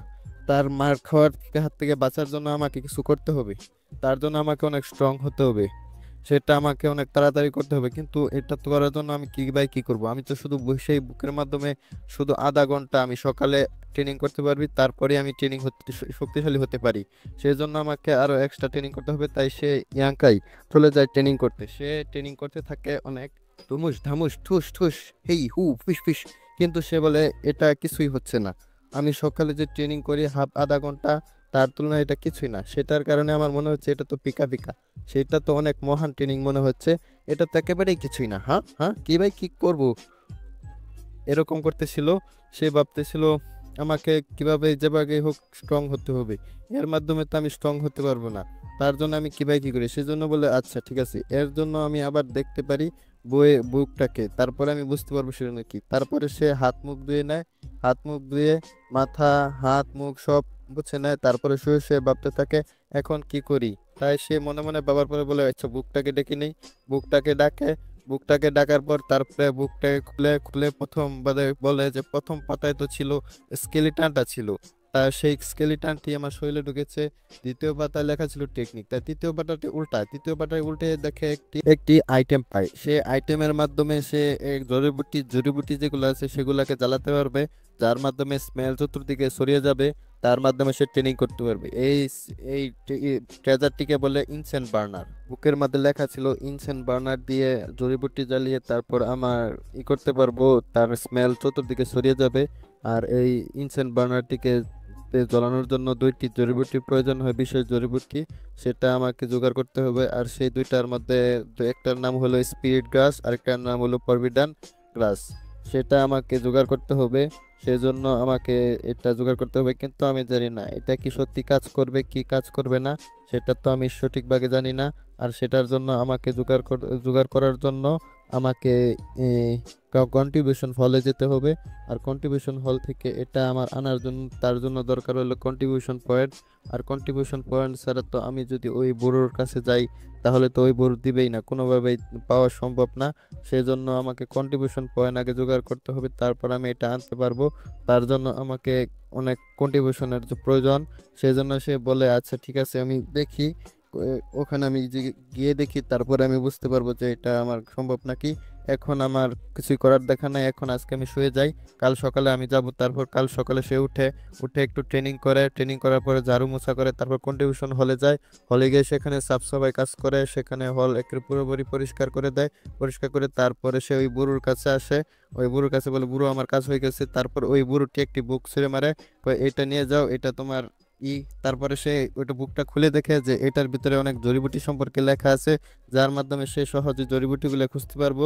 সেই জন্য বলে বুড়ো ধন্যবাদ। তারপরে সে তাদের সেক্টর ভিতরে গিয়ে 3 দিনের ছুটি নিয়ে নেয়। তারপর ছুটি নিয়ে তার গাড়িটি বুচকায় বেঁধে তারপরে চলে যায় বনে চলে যায় পাহাড়ে। তারপর পাহাড়ে গিয়ে সে জড়িবুটি কালেক্ট করা শুরু করে দেয়। তখন সে একটা জড়িবুটি দেখতে পায়, সেটাকে সে কালেক্ট করে নেয়। সে বলে এটার আমার তো প্রয়োজন নেই, তো আমি কালেক্ট করে নিলাম। তাও যাতে পরবর্তী লাগতে পারে। তাই সে পরবর্তী আরেকটা গাছ দেখতে পায় যেটা তার প্রয়োজন ছিল, যেটাকে ফরবিডেন গাছ বলে। সেই গাছটাকে তা সে কালেক্ট করে নেয়। তখনই সে একটা কোরালের মতো বের করে কালেক্ট করে। কালেক্ট করার পর সে বলে এটাকে আমার ভালোভাবে কালেক্ট করবে। তখন বলে সে আমাকে খিদে পেয়েছে, এখন কিছু খেয়ে নেই, তারপরে বিশ্রাম করে নেব, তারপরে আমি আবার এই গ্রাসটি বা আমার জড়িবুটি জোগাড় করতে থাকবো। তখন সে খেতে থাকে, খেয়ে বলে একটু রাইস বলি বেশি পরিমাণে খেয়ে নেই। এই বলে সে সকালে উঠে ট্রেনিং করে সে ওই বলতে থাকে যে আমি তো ওই স্পিরিট গাছ কখন থেকে খুঁজতেছি, স্পিরিচুয়াল ফ্লাওয়ারটি তো আমি এখনো পাচ্ছি না। স্পিরিচুয়াল ফ্লাওয়ারটি বাদ দিলাম, কিন্তু আমার তো প্রচুর ক্ষুধা পেয়েছে, আমি একদিনের খাবার নিয়ে এসেছিলাম, এখন তো আমাকে কিছু খেতে হবে, সেজন্য আমি খাবার খেতে পারবো কোথায়? খাবার না খেলে তো আমি খিদায় মারা যাব। জড়িবুটি তো আমি এমনি পেয়ে যাব, যে কোনো মানে খোঁজার পরে তো আমি পেয়ে যাব, যে কোনো ভাবে সম্ভব পাওয়া সম্ভব হবে। এখন না ভাই, কিছুক্ষণ পরে হলেও আমি পেয়ে যাব। তার জন্য আমাকে খাবার খুঁজতে হবে আগে। আমি তো ভেবেছিলাম বনে আসবো, খরগোশ মুরগি এসব পেলে আমি শিকার করে নিব, তারপর সেগুলো আমি ফ্রাই করে জ্বালিয়ে খাবো, কিন্তু এখন তো আমি খাবারই পাচ্ছি না। খাবার না খেলে আমি জড়িবুটি কিভাবে খুঁজবো? তখনই সে শুনতে পায় কিছু কোথাও আগুন জ্বলছে, লাকড়ি বা কাঠের আগুন জ্বলানোর আওয়াজ শুনতে পায়। তখনই সে বলে কোথায় আবার আগুন জ্বলছে, তাই একটু সামনে গিয়ে দেখতে চায়। তখন সামনে যেই যায়, তখন পিছন থেকে একটি লোক বলে, আরে সালা তুই কে রে, তুই এখানে কি করতেছিস? তখনই আমাদের চ্যাপ্টারটি এখানে শেষ হয়ে যায়। ভিডিওটি ভালো লাগলে একটু লাইক দিবেন, আর পরবর্তী এপিসোডটি দেখার জন্য চ্যানেলটি সাবস্ক্রাইব করে রাখবেন। Hello friends, welcome to my MMR explain Bangla চ্যানেলে। আমরা গত এপিসোডে দেখেছিলাম ইয়াংকাই এক জায়গায় গিয়েছিল, যেখানে গিয়ে দেখে আগুন জ্বলতেছে। তখন ইয়াংকাই পিছনে ঘুরে দেখে যে পিছন থেকে কিছু লোক আসে, বলে তুমি কে, কে তুই এখানে কি করতেছিস? তখন ইয়াংকাই বলে আমি আপনাদের শত্রু নই, আমাকে কিছু করবেন না। তো ইয়ে বলে আচ্ছা ঠিক আছে, বুঝতে পারলাম। তো আপনি কে, এখানে কি করতেছেন? তখন ইয়ানকাই বলে আমি এখানে কিছু হার জোগাড় করার জন্য এসেছিলাম, সেই জন্য আমি এসেছি। কারণ তখন ওই লোকটি বলে ও আচ্ছা ঠিক আছে, তো এখানে চলে আসো আমার এই আগুনের কাছে, এখানে চলে এসে বসো, সমস্যা নাই, তুমি এখানে বসতে পারবে। তখন ইয়ানকাই গিয়ে ওখানে বসে এবং তাদেরকে ধন্যবাদ বলে। তখনই ওই লোকটি বলে আচ্ছা তুমি এখানে কিসের জন্য এসেছিলে? তখনই ইয়ানকাই বলে আমি এখানে এসেছিলাম হার জোগাড় করার জন্য। তখন ওই লোকটি বলে হ্যাঁ তাহলে এখানে থাকো, কিন্তু তুমি এখানে সাবধানে থেকো, এখানে কিন্তু অনেক রকমের বিষ পাওয়া যায়। তখন ওই লোকটি বলে আমার নাম হলো জাঙ্ক, আমি পাহাড়ের নিচে থাকি, মাঝে মধ্যে পাহাড়ের উপরে আসি শিকার করার জন্য। আর এ হলো আমার ছেলে, এও আমার সাথে মাঝে মধ্যে আসে শিকার করার জন্য। আমাদের এখন কিছু খাবারের প্রবলেম চলতেছে, তাই শিকারের জন্য এসেছিলাম। আমাদের যখন খাবারের প্রবলেম চলে তখনই আমরা এক পাহাড়ের উপর আসি শিকার করার জন্য। আর আমার সাথে আমার ছেলেও আসে। একে দেখে বাচ্চা মনে করো না, এ কিন্তু বাচ্চা না, এও কিন্তু অনেক স্কিলফুল। এও আমার সাথে মাঝে মধ্যে শিকার করতে আসে, অনেক শিকার করে। এ এ কেউ এক্সপিরিয়েন্স আছে এরম। তখন ওই ছেলেটি বলে হ্যাঁ আমি অনেক এক্সপিরিয়েন্স, আমি শিকার করি, আমি বাবার সাথে মাঝে মধ্যে আসি। তখন এই আঙ্কেল বলে ও আচ্ছা ঠিক আছে, বুঝতে পেরেছি। তখনই ওই জাং নামের লোকটি বলে আচ্ছা ঠিক আছে, তাহলে তুমি বলো, তোমার সম্পর্কে কিছু বলো। তখন ইয়ানকাই বলে আমার নাম হলো ইয়ানকাই, আমি হাই হেভেন প্যাভিলিয়ন থেকে এসেছি। আমি এখানে এসেছিলাম কিছু হার্ব জড়িবুটি জোগাড় করার জন্য, সেজন্য আমি এখানে এসেছিলাম। ওই লোকটি বলে ও আচ্ছা, তাহলে তুমি এখানে জড়িবুটি জোগাড় করার জন্য এসেছিলে? তখন ইয়ানকাই বলে হ্যাঁ আমি এখানে জড়িবুটি জোগাড় করার জন্য এসেছিলাম। তখন ওই লোকটি বলে এখানে অনেক রকমের বিষটা আছে, যেগুলা থেকে কিছুটা সাবধানে থেকো, না হলে তুমি বিপদে পড়তে পারো, তাই সাবধানে থেকো। তখনই ওই লোকটি বলে ও আরেকটা কথা বলতে ভুলে গেছিলাম, আমার ছেলেকে দেখতেছো না? এও মনে করে একবার সেক্টে জয়েন করতে গেছিল ওই হাই হেভেন প্যাভিলিয়নে, কিন্তু আমার ছেলে এতটা স্কিলফুল বা পাওয়ারফুল না হওয়ার কারণে যেতে পারে নাই, সেখানে টিকতে পারে নাই, সেই জন্য ওইখান থেকে চলে আসছে। তারপরে ওই ছেলেটিও হাসতে থাকে, হ্যাঁ হ্যাঁ হ্যাঁ আমি গিয়েছিলাম সেজন্য। তখন ইয়ানকে বলে ও আচ্ছা ঠিক আছে, বুঝতে পেরেছি। আমি তখনই ওই লোকটি বলে ও আচ্ছা ঠিক আছে, তাহলে তুমি কি এখানে তখন ইয়ানকের পেট থেকে গুড়গুড়ানি আওয়াজ আছে। তখনই ওই লোকটি বলে আচ্ছা তোমার খিদা লেগেছে, তখনই বলে নেও নাও এই আলুটা খাও। তখন ইয়ানকে বলে না থাক, দেওয়ার দরকার নাই, আপনারা আদিবাসী, তার মধ্যে আপনাদের খাবারের অভাব, যে কারণে আপনারা পাহাড়ে এসেছেন শিকার করার জন্য। আমি এখানে এসে কিছু শিকার করে কিছু খেয়ে নেবনি, কিছু পেলে তা শিকার করে খেয়ে নেব। তখন ওই লোকটি বলে না ওই কিছু বলার দরকার নেই, তুমি এটাই খাও, সমস্যা নেই, আমাদের এতটাও খাবারের অভাব নয় যে না খেয়ে থাকতে হবে। তখন ওই লোকটি তাদের সাথে ঘুমিয়ে পড়ে, তখন ইয়ানকাইও ঘুমিয়ে পড়ে। আর আমরা বলেছিলাম যে এই সময় যে দিনের বেলা, কিন্তু দিনের বেলা নয়, রাত্রের বেলা। তখন ইয়ানকাই যাওয়ার সময় একটা হার্ব ছিল তার কাছে, যেটা হিলিং এর কাজ করে, সেটা তাদেরকে দিয়ে চলে যায়। তখনই সকাল হয়ে যায়। সকাল হলে সে সেখান থেকে বের হয়ে পড়ে। সে বলে এই লোকগুলো অনেক ভালো, এদেরকে এই হার্বটা দিয়ে গেলাম, মাঝে মধ্যে যদি কোনো চোট টোট লাগে এর মাধ্যমে হিল হতে পারবো। তখন ইয়ানকাই দেখে যে সকাল হয়ে যাচ্ছে এবং সে বলে আমার ট্রেনিং করার সময় হয়ে গেছে, এবং সে ট্রেনিং করতে থাকে সেই বুকের দেওয়ার টেকনিকটি। এবং সে ট্রেনিং করে দেখে যে গত ছিল সে বডি টেম্পারের 4th লেভেলে, এখন সে বডি টেম্পারের 5th লেভেলে চলে গেছে। তখন সে খুশি হয়ে বলে আচ্ছা ঠিক আছে, আমার দেখা যায় এটা অনেক কাজের, এই টেকনিকটা আমি যদি সারাদিন ট্রাই করতে পারতাম তাহলে কতই না ভালো হতো, তাহলে আমি কত তাড়াতাড়ি পাওয়ারফুল হয়ে যেতাম। তখন সে বলে এখন সময় হয়ে গেছে ওই হার্বটা জোগাড় করার জন্য। তো সে সামনের দিকে যেতে থাকে। তখন সে বলে আমি তো এখানে পাহাড়ের উপর চলে এসেছি, কিন্তু আমাকে সাবধানে থাকতে হবে। পাহাড়ের উপর অনেক রকমের বিষ থাকে যেগুলোর সাথে আমার মিলা যাবে না, যদি তাদের সাথে কোনো রকম সামনে হয়ে যায় তখন আমি এখানে থাকতে পারবো না। তখনই সে একটি খরগোশ পেয়ে যায়, খরগোশটাকে বলে ও আচ্ছা ঠিক আছে পেয়ে গেছি, এটা আমার এখন আর পরবর্তী দুপুরের খাবার হয়ে যাবে, এটাকে আমি পাকিয়ে খেয়ে নিব। চাইনিজ মানুষ তো যে কোনো কিছুই খেতে পারে, আমাদের দেশে তো মুরগি টুরগি আমরা খাই স্বাভাবিকভাবে, কিন্তু চাইনিজরা কিন্তু সাধারণত খরগোশটা একটু বেশি খেয়ে থাকে, তারা মুরগি খরগোশ এগুলো সাধারণ বিষয় তাদের কাছে। তখনই সে বলে এই খরগোশটা খেয়ে আমার সারাদিন চলে যাবে, কিন্তু আমাকে সাবধান থাকতে হবে, যদি কোনো সময় আমি কোনো রকম বিষ্ট বা কোনো রকম জঙ্গলি পশুর সামনে পড়ে যাই তাহলে আমার কিন্তু কোনো রক্ষে নেই, তাই আমাকে অনেকটা সতর্ক থাকতে হবে। তখনই সে কিছু আওয়াজ শুনতে পায় যে কোথাও একটা আওয়াজ হচ্ছে পশুর গর্জন। তখনই সে আবারও অবাক, অনেক জোরে আওয়াজটা হয়। তখনই সে বলে এটা তো ইয়ে গর, ওই জাঙ্কের আওয়াজ, মানে যাদের সাথে মিলেছিল সেই রাত্রেবেলা। তখনই সে একটি গুহার সামনে চলে যায়। সে গুহার সামনে দেখে মাকড়সার জাল এবং সেখানে একটি ধনুক পড়ে রয়েছে যেটা জাঙ্কের হাতে ছিল। তখনই সে ও এটা তো জাঙ্কের ধনুক, তাই সে ওই জালটি ভেঙে গুহার ভিতরে প্রবেশ করে। গুহার ভিতরে ঢুকে দেখে যে কিছু মানুষের হাড্ডি পড়ে আছে যেগুলো জাল দিয়ে পেঁচানো। তখন একটু সামনে গিয়ে দেখে যে সেখানে ওই যে লোকটির সাথে দেখা হয়েছিল জাঙ্ক নামে লোকটি, সেই লোকটিকেও দেখে যে পড়ে আছে। তখনই সে বলে এটা মনে হয় ডিমনিক বিস্টের কাজই। তখনই সে দৌড়ে যায়, জাঙ্ক আপনি তখনই জাঙ্কটি তপস করে উপর থেকে নিচে পড়ে যায় ওই বাচ্চার বাবাটি। তখনই সে গিয়ে বলে আপনি এখানে কিভাবে আসলেন, এটা কিভাবে কি হলো। তখনই জাঙ্ককে উঠানোর চেষ্টা করে। তখন জাঙ্কের চোখটা খুলে, তখন জাঙ্ক যখন চোখ খুলে দেখে যে ইয়ানকাইকে, তখনই সে বলে এখানে ডিমনিক বিস্ট আছে, এর অনেক খতরনাক, এই মাকড়সার demonic beast, spider demonic beast. তখনই ইয়ানকাই বলে ও আচ্ছা ঠিক আছে, তো সে বলে আমার ছেলেকে ওইখানে ডিমনিক বিস্টে নিয়ে গেছে, তাকে একটু বাঁচাও। তখনই ইয়ানকাই বলে ও আচ্ছা ঠিক আছে আমি ওকে বাঁচাবো, আগে আপনাকে বাঁচাই। ওকে বাঁচানোর চেষ্টা করে কিন্তু ওটা আঠার মতো লেগেছিল, একটু চিপচিপা, তাই সে বাঁচাতে পারে না। তখন ইয়ানকাই বলল আচ্ছা ঠিক আছে আপনাকে এখন তো বাঁচাতে পারলাম না, কিন্তু আগে আমি যাই গিয়ে আপনার ছেলেটিকে আগে বাঁচানোর চেষ্টা করি। তখন ওই লোকটি বলে হ্যাঁ ওই স্পাইডার বিস্টির থেকে একটু সাবধানে থেকো, ওটা কিন্তু অনেক খতরনাক, ওটা কিন্তু তোমার জানও নিতে পারে। তখন ইয়ানকাই ভিতরে যায়, গিয়ে দেখে ওই স্পাইডার বিস্টের হাতে বা তার মুখের দিক কাছে ওই জাঙ্কের বাচ্চাটা কে পেঁচিয়ে রেখেছে। তখনই সে বলে এই স্পাইডার ওকে ছেড়ে দে। তখনই ওকে গিয়ে এক লাথি মারে স্পাইডারটিকে। তখন স্পাইডারের মুখ থেকে গিয়ে জাঙ্কের বাচ্চাটি পড়ে যায়। তখনই ওই বাচ্চাটা পড়ে গেলে স্পাইডার ইয়াংকাইকে দেখে পেলে ইয়াংকাইয়ের উপর গিয়ে আক্রমণ করার চেষ্টা করে।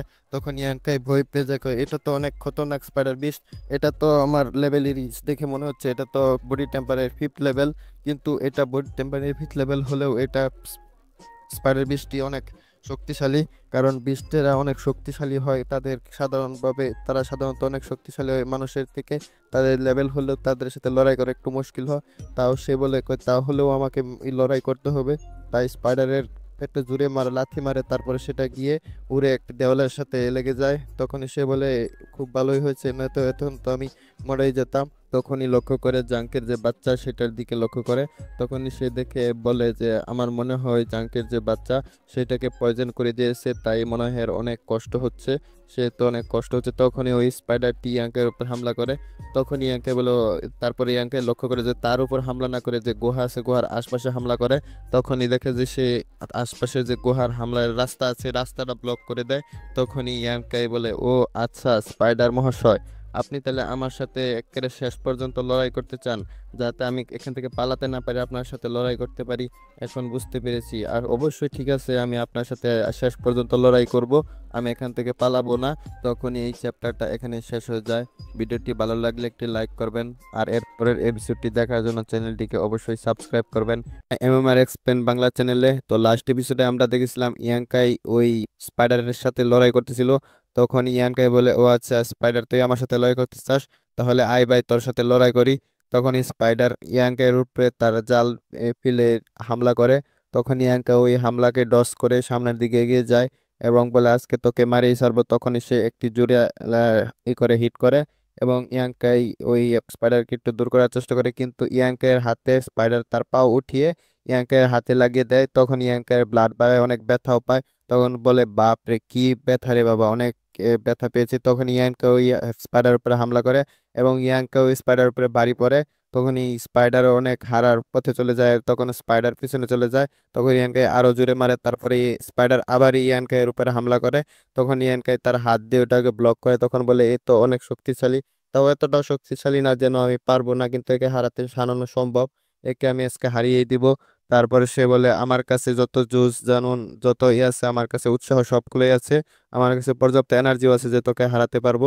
তখন স্পাইডার ইয়ানকে এর উপরে জাল ছুঁয়ে মারে, তখন ইয়ানকের শরীরে এবং পিঠে পেটে লাগে।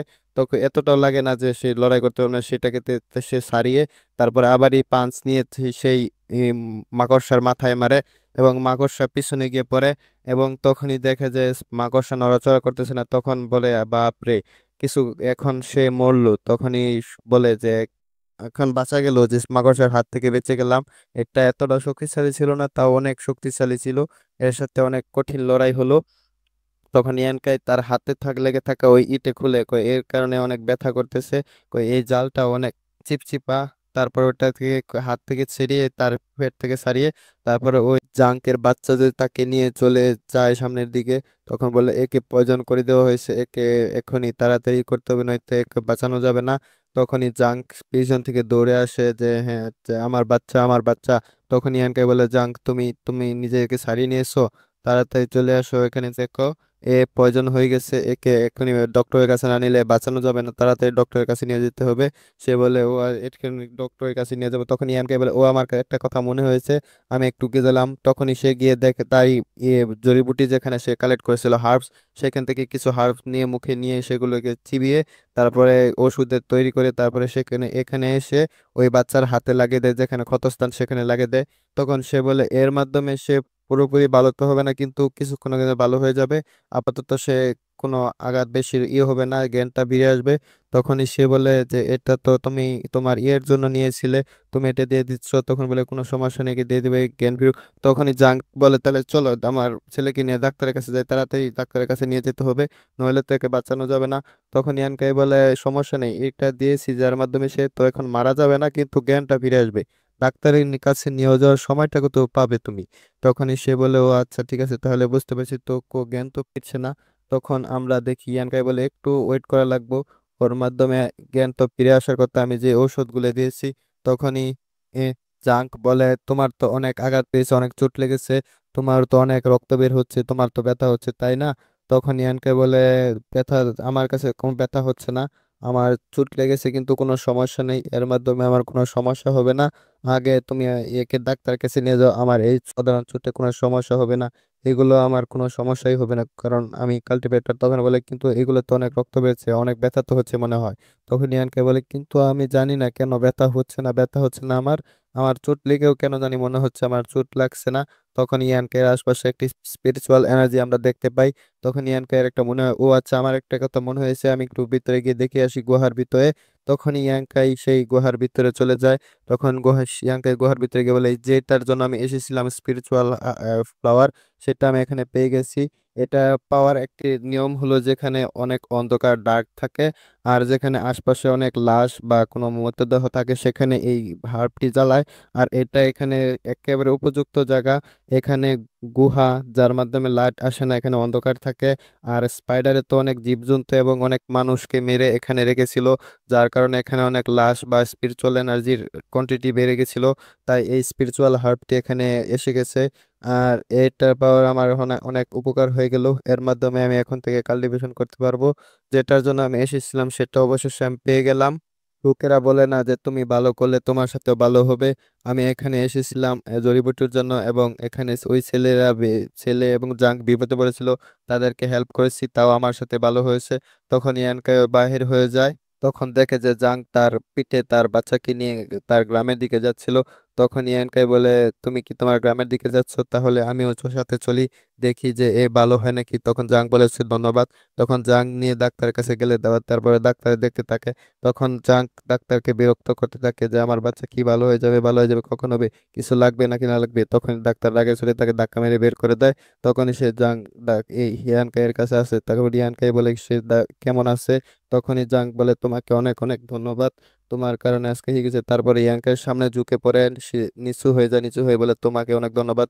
ডাক্তার বলেছে যদি আর একটু দেরি হতো তাহলে আমার বাচ্চাকে বাঁচানো যেত না, তুমি তোমার ওই হার্ব দিয়ে আমার বাচ্চাকে এই করে দিয়েছো। ডাক্তার বলেছে এই হার্ব দেওয়ার কারণে আমার বাচ্চাকে আমি আরো বাঁচাতে পেরেছি। আর কিছুক্ষণ দেরি হলে বলে আমার বাচ্চা বাঁচতো না। আর তার সঠিক টাইমে ওই হার্ব জড়িবুটি লাগিয়ে দেওয়ার কারণে সে অনেকটুকু সুস্থ হয়ে গেছে। এখন ডাক্তার বলেছে কিছুক্ষণের মানে সুস্থ হয়ে যাবে। তখন ইয়ানকে বলছে এর ধন্যবাদ দেওয়ার দরকার নেই, আমি আপনার ছেলেও তো আমাকে তার বাগের খাবারটা দিয়ে আমাকে সাহায্য করেছিল, আমি তার জন্য তাই এটুকু করতে পারবো না, এর জন্য এটুকু করলে কোনো সমস্যা নেই। সে যদি আমাকে খাবার দিত তখন তো আমিও ক্ষুধায় ছিলাম, সেও আমাকে সাহায্য করেছে, তার বিনিময়ে ধরুন আপনাকে আমি সাহায্য করে দিলাম, এর জন্য আমাকে থ্যাংক ইউ বলার কোনো দরকার নেই। তখন সেই লোকটি বলে আচ্ছা ঠিক আছে, তোমাকে অনেক ধন্যবাদ, তোমার মতো এরকম ভালো মানুষ হয়তো আর কোথাও পাওয়া যাবে না। তখন ডাক্তার আসে, তখন ডাক্তারের কাছে ইয়ানকাইয়া এবং ওই জাঙ্কের বাবা জিজ্ঞেস করে যে আমার ছেলে কেমন আছে। তখনই ডাক্তার বলে আচ্ছা ঠিক আছে, ও আপনার ছেলে এখন ভালো আছে, চিকিৎসা করেছি, সে এখন আপাতত বিপদ কেটে গেছে, এখন পরে যদি জ্ঞান ফিরে তাহলে ঠিক হয়ে যাবে। তখনই আমরা দেখতে পাই ইয়াংকের সেক্টর ভিতরে কিছু ছেলেরা ইয়াংকের এর সামনে এসেছে। আমরা গত ভিডিওতে দেখছিলাম না 5 দিন পরে পরে ইয়াংকাইকে চ্যালেঞ্জ করে সকলে, তো আজকেও তারা এসেছে ইয়াংকাইকে খোঁজার জন্য। তারা এসে দেখে ইয়াংকাই নেই। তখন একটি ছেলে বলে ইয়াংকাই কোথায় গেছে, সে কি চলে গেছে এখান থেকে? আরেকটি ছেলে বসলে না, এ চলে যাবে না, এ যদি মার খেতে খেতে পাগল হয়ে যাও তাও চলে যাবে না এই ছেট ছেড়ে, সে হয়তো কোথাও ঘুরতে গেছে। সে যতক্ষণ পর্যন্ত মার খেতে খেতে বেহুশ হয়ে না যায় সে লড়াই হারে না, সে কি সেক্স ছেড়ে চলে যাবে? হয়তো সে সেক্স ছেড়ে যায়নি, সে অন্য কোথাও কাজে গেছে হয়তো। তখন সে ছেলেরা বলে আচ্ছা ঠিক আছে, সে আসলে তাহলে আমরা চ্যালেঞ্জ করব। সে তো এখনো আসতেছে না, তো কখন চ্যালেঞ্জ করতে হবে আমাদের? চ্যালেঞ্জ করার জন্য তো ইয়াংকাইকে প্রয়োজন হবে। তখনই আশপাশের ছেলেরা বলে অবশ্যই অবশ্যই আমরা আজকে চ্যালেঞ্জ করব তাকে। তখনই আমরা দেখতে পাই ওই সুমু নামের ছেলেটি যেটিকে ওই দোকানদারের দোকানের সামনে এক্সপোজ হয়ে গেছিল, সে এখানে ভিড় দেখতে পায়। তখনই সে এখানে আসে, সে এখানে ভিড় দেখে সামনে এখানে চলে আসে এবং বলে এখানে কি চলতেছে, এখানে কি হবে। তখনই এই চ্যাপ্টারটা এখানে শেষ হয়ে যায়। তো পরের এপিসোডে আমরা দেখবো যে সুমুর সাথে ওই ছেলেরা মিলে ইয়াঙ্কের সাথে ঝামেলা করবে এবং ইয়াঙ্কের সাথে ফাইট হবে। আমরা দেখতে পারবো যে কি বা এর সাথে ফাইট করে। তো ভিডিওটি ভালো লাগলে একটা লাইক দিয়ে দিবেন, পরের ভিডিওটি দেখার জন্য চ্যানেলটি সাবস্ক্রাইব করবেন। গত এপিসোডে আমরা দেখছিলাম ইয়াংকের শত্রু সোমু, সে এখানে এসেছিল ইয়াংকের বাড়ির সামনে ভিড় দেখে। তখনই সে এখানে এসে বলে এখানে কি হচ্ছে। তখনই সোমুর সাথে তার একটি লোক ছিল, সেই লোকটি তাকে বলতেছিল ইয়াং মাস্টার, এখানে একটি ছেলে থাকে যার নাম ইয়াংকাই, এখানে সবাই চ্যালেঞ্জ করতে আসে তাকে, তাকে চ্যালেঞ্জ করলে তারপর তার থেকে যে সে হেরে গেলে যে কন্ট্রিবিউশন পয়েন্ট পায় সেটা এখানে নিতে আসে সবাই। আচ্ছা, তাহলে এখানে কন্ট্রিবিউশন পয়েন্টের জন্য ওর সাথে লড়াই করতে আসে, তাহলে তো ওর অনেক কষ্ট হয়। হ্যাঁ, এটা সেই ছেলেটি বলে হ্যাঁ ইয়াং মাস্টার, অবশ্যই তো হয়। তারপরে সেই সমু বলে ও আচ্ছা, তার আমারও একটু হিসাব কিতাব ছিল ওই ইয়াংকের সাথে, সেটাও এখানে চুক্তা করার দরকার। তো এখন তো ওর সাথে চুক্তা করতে পারবো না, ও কোথায় গেছে তাকে তো দেখতে পারতেছি না। সেই বাদে ছেলেটি বলে কি জানিস ইয়াং মাস্টার, সে তো এখানে নেই। তখন সে বলে ওর সাথে আজকে আমার হিসাব কিতাব শেষ করেই ছাড়বো, একবার আমার হাতে লেগে যাক। তখনই তার লোকটি, তার সাথে লোকটি ছিল, সে বলে ও আচ্ছা ইয়াং মাস্টার, আমি জানি আপনি যে সেই গ্রামে গিয়েছিলেন বাজারে, তখন আপনি ওই দোকানদারের মেয়েকে পটানোর জন্য যে প্ল্যান করেছিলেন সেটা ইয়াংকাই বেচতে দিয়েছিল না, সেজন্য আপনি ওর সাথে এরকম লড়াই করতে চান। তখনই সে বলে হ্যাঁ, ওর সাথে আমার আজকে লড়াই করতে হবে। তখনই ওই ছেলেটি বলে তাহলে ইয়াং মাস্টার এখন কি করব? তখনই সেই সুমো বলে এখানে যারা আছে সবাইকে ভাগিয়ে দাও, তারপরে আমি এর সাথে লড়াই করবো। তারপর ওই ছেলেটি বলে আচ্ছা ঠিক আছে, তার মানে আমি এখানে সবাইকে বলে দেবো যে এখান থেকে চলে যেতে, যাতে আপনি ওর সাথে লড়াই করতে পারেন। তখনই ওই ছেলেটি সবাই গিয়ে সবাই কাছে গিয়ে বলে তোমরা আজকে এখানে যারা এসেছো সকলে আছে এখানে চলে যাও, তোমরা তো ইয়াংকের সাথে লড়াই করতে আসবে কন্ট্রিবিউশন পয়েন্টের জন্য, কিন্তু আজকে লড়াই করতে পারবে না, আজকে আমার ইয়াং মাস্টার ইয়াংকের সাথে লড়াই করবে। তোমরা তাই এখান থেকে চলে যাও, আজকে তোমাদের কপাল খুবই খারাপ যে আজকে তোমরা লড়াই করতে পারবে না। তাই সকালে চলে যাও। তখন একটি ছেলে বলে, কে সে সুমু, তার জন্য আমরা এখান থেকে চলে যাব? আমরা এখান থেকে কেন চলে যাবো? সে কোথাকার ছেলে, তার বাপের এখানকার জায়গা নাকি যে তার কথা শুনবো আমরা? এখানে আমরা যাব না, আমরা তো এখানে লড়াই করতে আসি। ইয়াংকাই বারবারই আসে, সে ডিসাইড করে যে কার সাথে লড়াই করবে, তারপর আমরা লড়াই করি। তখন একটি ছেলে বলে, তুই চিনিস না সুমু কে?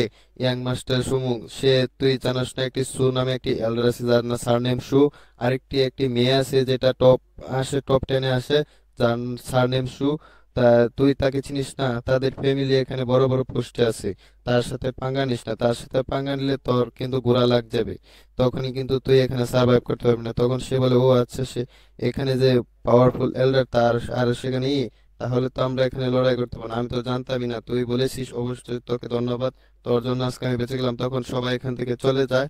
তখন ওই ছেলেটি যেটি ইয়াং মাস্টারের ওই সুমুর রেসিস্ট্যান্ট, তারা দুজনে এখানে দাঁড়িয়ে থাকে। তখন ওই সুমু বলে, এখনো তো ইয়াংকাই আসে না, এখনো আসে না কেন? তখন 10 মিনিট ধরে তারা ওখানে দাঁড়িয়ে থাকে এবং বলতে থাকে, ইয়াংকাই তো এখনো আসতেছে না।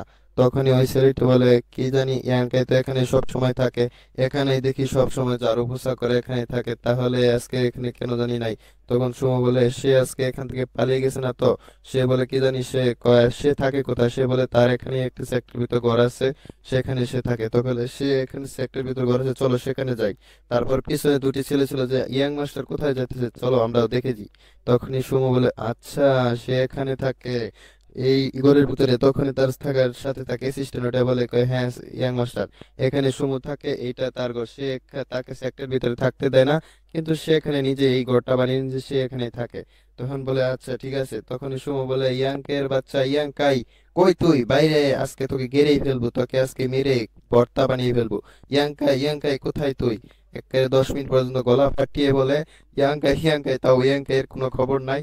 তখন সে বলে, কোথায় কোথায় গেলি? তার গলা ফেটে চুরমার হয়ে যাচ্ছে, তাও এখানে আসে না, তার গলা ফেটে একেবারে কাবাব মে হাড্ডি। তখনই তার রেগে চিনতে রে কেড়ে অবাক, তারপরে তার সে সাথে থাকা এইটি সেটা আশ্চর্য হয়ে যায়। তখনই সে বলে, এখানে তো নেই। তখন সে বলে, যাও গিয়ে ঘরের ভিতরে চেক দিয়ে আসো যে ইয়াংকাই আসে না না আছে। তার অ্যাসিস্ট্যান্টই ঘরের ভিতরে যায় এবং চেক দেয়, বলে, ইয়াং মাস্টার, এখানে তো ইয়াংকাই নেই। কই ইয়াংকাই নেই? কই সেই বাদে ছেলেটি বলে, এখানে অনেক ধুলো পড়ে আছে জিনিসপাতির উপর, ইয়াংকাই মনে হয় অনেকদিন ধরে এখানে নেই। সে বলে, কি তাহলে এখান থেকে চলে গেছে? সেই ছেলেটি বলে, মনে হয় ইয়াংকাই আপনার সাথে যে ঝামেলা করার পর থেকে এই ছেড়ে সেক্ট ছেড়ে চলে গেছে। সে মনে হয় অনেক চালাক। তখন আশপাশের ছেলে বসে, কি ইয়াংকাই নেই, এখান থেকে চলে গেছে? আমরা তাহলে কার সাথে লড়াই করবো এখন থেকে? তখন সুমো বলে, সে মনে হয় আমার ভয়ে এখান থেকে চলে গেছে, কিন্তু আমিও ছাড়ার পাত্র নই, আমিও এর ঘরকে জ্বালিয়ে পুড়ে দেবো। সে যদি থেকে থাকে, সে আসে দেখবে ঘরটা নাই। তখন আশপাশের লোক বলে, না ইয়াং মাস্টার, এখানে তো একটা সেক্টর ভিতরে পড়ে, এই ঘরটা সেক্টর ভিতরে পড়ে, আপনি যদি এখানে আগুন লাগিয়ে দেন তাহলে সেক্টরের মধ্যে আগুন লাগানোর সমান হবে। এটা যদি আপনার তো কিছু হবে না আগুন লাগানোর পরে, কিন্তু আমরা ঝামেলায় পড়ে যাবো ইয়াং মাস্টার। তখন সুমো বলে, কিছুই হবে না, আমার এখানে অনেক পরিচিত লোক আছে, আমার আচ্ছা আচ্ছা আঙ্কেল এখানে এল্ডার, আমি এখানে কিছু করলে আমার কিছুই হবে না, দাও আগুন দাও তাড়াতাড়ি লাগে। সে নায়কের স্টাইলে বলে, আগুন আজকে আমি লেগেই দেবো। আগুন লাগানো যেতে যায়, তখনই তার কাঁধে একজন হাত রাখে, কে তুমি? আগুন লাগাতে কি করতেছো আগুন দিয়ে? কে? সে বলে, এখানে আগুন লাগাবো। কয়, কেন আগুন লাগাবে? কয়, ঘরে আগুন লাগানোর জন্য। কয়, আমার ঘরে কেন তুমি আগুন লাগাবে? তখন ইয়াং মাস্টার অবাক হয়ে যায়, কয়, আমার ঘরে আগুন লাগাবে? তার মানে তুই ইয়াংকাই, তোকে আজকে মেরেই ফেলবো, তুই এখানে এসেছিস? তখনই ইয়াংকে বলে, হ্যাঁ হ্যাঁ, এই দাঁড়াও দাঁড়াও দাঁড়াও, তুমি আমাকে আগুন লাগাতে চাও? তখনই সেই ইয়াং মাস্টার বলে, কাজ কেম তোর সাথে তো করে তখনই ক্লাস আমি তোকে চ্যালেঞ্জ করার। তখন ইয়াংকাই বলে, দাঁড়াও দাঁড়াও দাঁড়াও, কি বলতে চাও? কি বলতে চাও? তোমার আমার কথা, সব কথা শুনবো। তুমি তো সেই ছেলেটি না যে এই বাজারে গিয়ে তুমি একটি মেয়েকে পটানোর জন্য এক এক নাটক সাজিয়েছিলে, তারপর আমি তোমাকে এক্সপোজ করে দিয়েছিলাম? তখন ইয়াং মাস্টার বলে, হ্যাঁ হ্যাঁ, আমি তুই সেই, আমি সেটাই, তোকে আমি সেই জন্য আজকে এই করতেছি। তখনই সে বলে, ও আচ্ছা, এখন বুঝতে পেরেছি, তুমি মনে হয় হয়তো এখানে আগুন লাগানো এসেছো, তার মানে তোমার এখানে পরিচিত কেউ আছে। তোমার এখানে সেক্টরের ভিতরে এরকম মারামারি করা বা এই প্রতিশোধ নেওয়া এত সহজ না। যদি কেউ এখানে পরিবার না থাকে, তাহলে তুমি এখানে আমার সাথে লড়াই করতে এসেছো, তার মানে তোমার এখানে আশপাশে কেউ আছে, যার কারণে তুমি এতটা সাহস পেয়েছো। তখন ইয়াং মাস্টার বলে, হ্যাঁ এখন বুঝতে পেরেছিস, আমার এখানে অনেক পরিচিত লোক আছে, আমারই পরিবারের এখানে কেউ আছে। তখনই এই ইয়াংকাই মনে মনে ভাবতে থাকে যেটা ভেবেছিলাম, না হলে এত হিম্মত কেউরই হতো না যে এখানে এসে সেক্টর ভিতরে আগুন লাগানোর চেষ্টা করা, আমার বাড়িতে আগুন লাগানি, আমার সাথে প্রতিশোধ নেওয়ার চেষ্টা করা। অন্য কেউ হলে এরকম প্রতিশোধ নেওয়ার চেষ্টা করতো না। তাই ইয়াংকাই তখনই সমু বলতে বলতে চাইছিল যে ইয়াংকাই তোর সাথে আমি করতে যাবো, তখনই ইয়াংকাই বলে দাঁড়াও, এখনই আমি করবো না। তারপরে এই চ্যাপ্টারটা শেষ হয়ে যায়। ভিডিওটি ভালো লাগলে একটি লাইক দিয়ে দিন, আর পরের চ্যাপ্টারটি দেখার জন্য অবশ্যই চ্যানেলটি সাবস্ক্রাইব করে রাখবেন। Welcome to my MMR explain Bangla চ্যানেলে। গত এপিসোডে আমরা দেখেছিলাম সুমো এসেছিল ইয়াংকের সাথে ঝগড়া করার জন্য এবং ইয়াংকের ঘরে আগুন লাগাতে যাচ্ছিল। তখন ইয়াংকে এসে থামিয়ে দেয়, বলে ঘরে আগুন লাগিও না, কেন আগুন লাগাতে চাও? তখন সুমু আগুন টিপতে দিয়ে তারপরে ইয়াংকে কে বলে, তোর সাথে আমি কোনো ঝগড়া করতে আসি নাই, তুই আমার যদি একটা কন্ডিশন মেনে নিস তাহলে। তখন ইয়ানকাই বলে, তা আমার দাঁড়াও দাঁড়াও দাঁড়াও, একটু দাঁড়াও, আমি আসি। তারপরে ওই ইয়ানকাই তার ঘরে চলে যায়। তখনই ওই সুমোর সাথে থাকা লোকটি বলে, কয় এই ছেলেটা তো অনেক বাত্তামিজ, এর তো কোনো নেই, আচার আচরণ ভালো না। তখনই ইয়ানকাই ঘরের ভিতরে যায়, কয় যেটা ভেবেছিলাম যে এ নিশ্চয়ই আমার সাথে ঝামেলা করতে আসবে, তাই এখন চলে এসেছে। এখন বুঝতে পেরেছি এর সাথে ঝামেলা করতে হবে, ঝামেলা না করে থাকতে পারবো না। তখন ইয়ানকাই তার ঘরের ভিতরে যায়, ঘরের ভিতরে গিয়ে তার জড়িবুটির বস্তাটা রাখে এবং বাহির হয়ে আসে এবং বলে, আচ্ছা বলো এখন কেন এসেছো, এখানে কি জন্য এসেছো, কি নিয়ে বিষয়ে এখানে কথা বলতে চাও? তখনই সুমু বলে, ওর সাথে আমি এখানে ঝগড়া টগড়া করতে আসি নাই। তুই যে আমার কাছে ক্ষমা চা এবং আমার কাছে ক্ষমা চেয়ে তুই আমার কাছে আমাকে এল্ডার মনে কর এবং আমার কাছে ঝুঁকে এখানে নিচু হয়ে ক্ষমা চা, তাহলে আমি তোকে মাফ করে দেব, তাহলে তোর সাথে আমি কোনো রকম ঝামেলা করব না। তখনই ইয়াঙ্কে বলে, না না না, কোনো ভাগে সম্ভব না। তারপরে কয় কি কতটা বাদতামিজ, তোমার তো কোনো সংস্কারই নাই। তখনই ইয়ানকাই বলে, আচ্ছা এটা বাদ দাও, তোমার সাথে একটা কথা জিজ্ঞেস করতে চাই। তখন সুমো বলে, হ্যাঁ বল, কি জিজ্ঞেস করতে চাস? তখন বলে, তোমার এখানে সেক্টর ভিতরে কোনো পরিবার বা আত্মীয় আছে নাকি? সেটা বলে, সুমো বলে, হ্যাঁ অবশ্যই আছে। তুই কি সেটা জানোস না? সেই জন্য কি তুই আমার সাথে ঝামেলা করেছিস? আমার এখানে বড় বড় অনেক লোক আছে আমার ফ্যামিলির, সে আমার সেকেন্ড এল্ডার আছে, আমার বড় বোন আছে। তারপরে ইয়ানকাই বলে, হ্যাঁ যেটা ভেবেছিলাম সেটাই। তুমি এই মনে মনে খুশি হয়? ইয়ানকাই বলে, যেটা ভেবেছিলাম সেটাই। এখানে তোমার আত্মীয় না থাকলে তুমি এসেছো আমার সাথে লড়াই করার জন্য? তুমি নিশ্চয়ই, তোমার এখানে বড় বড় লোক আছে, হাত আছে, সেক্টরের ভিতরে লড়াই করা বা প্রতিশোধ নেওয়া মানা, তাও তুমি চলে এসেছো সেই জন্য। তখন তার বুক চড়া করে বলে, হ্যাঁ এখন বুঝতে পেরেছিস যে আমার সাথে পাঙ্গা নিয়ে কি হয়েছে, এখন হয়তো বুঝতে পেরেছিস যে কত বড় ভুল করেছিস। তাই বলতেছি এখন আমার কাছে ক্ষমা চা এবং আমার কাছে সামনে ঝুঁকে যা, এবং তারপরে আমি তোকে ক্ষমা করে দেব। তখন ইয়ানকে বলে, না না না, আমি তোমার কাছে ক্ষমা চাবো কেন? তুমি তো আমার কাছে চাইলে ক্ষমা চাইতে পারো। তোর এল্ডারে আসে, তোর এল্ডার হলো তোর এল্ডার লাগে, তোর আবার ওটা দাদা লাগে। কিন্তু তোর বোন আছে একটা বড় বোন, সে তো কি কোর স্টুডেন্ট, এখানে সব থেকে টপ স্টুডেন্ট। তার মধ্যে ওটা যদি তোর তাহলে সিনিয়র হয়, তার মধ্যে আবার তোর বোন হয়, অহন তুই তাহলে গিয়ে কি করবি? তোর বোনকে বলবি যে সিনিয়র আপু, আর তোর এল্ডারকে বলবি সিনিয়র এল্ডার। তাহলে তো তোদের এখানে আত্মীয় স্বজনের মধ্যে তো একেবারে ঘাবলা মাবলা করে রেখেছিস, তার মধ্যে আবার আমার সাথে ঝামেলা করতে এসেছিস। নিজেরই তো কোনো যে আত্মীয়তা ঠিক নেই, তার মধ্যে এরকম ঝামেলা করবি?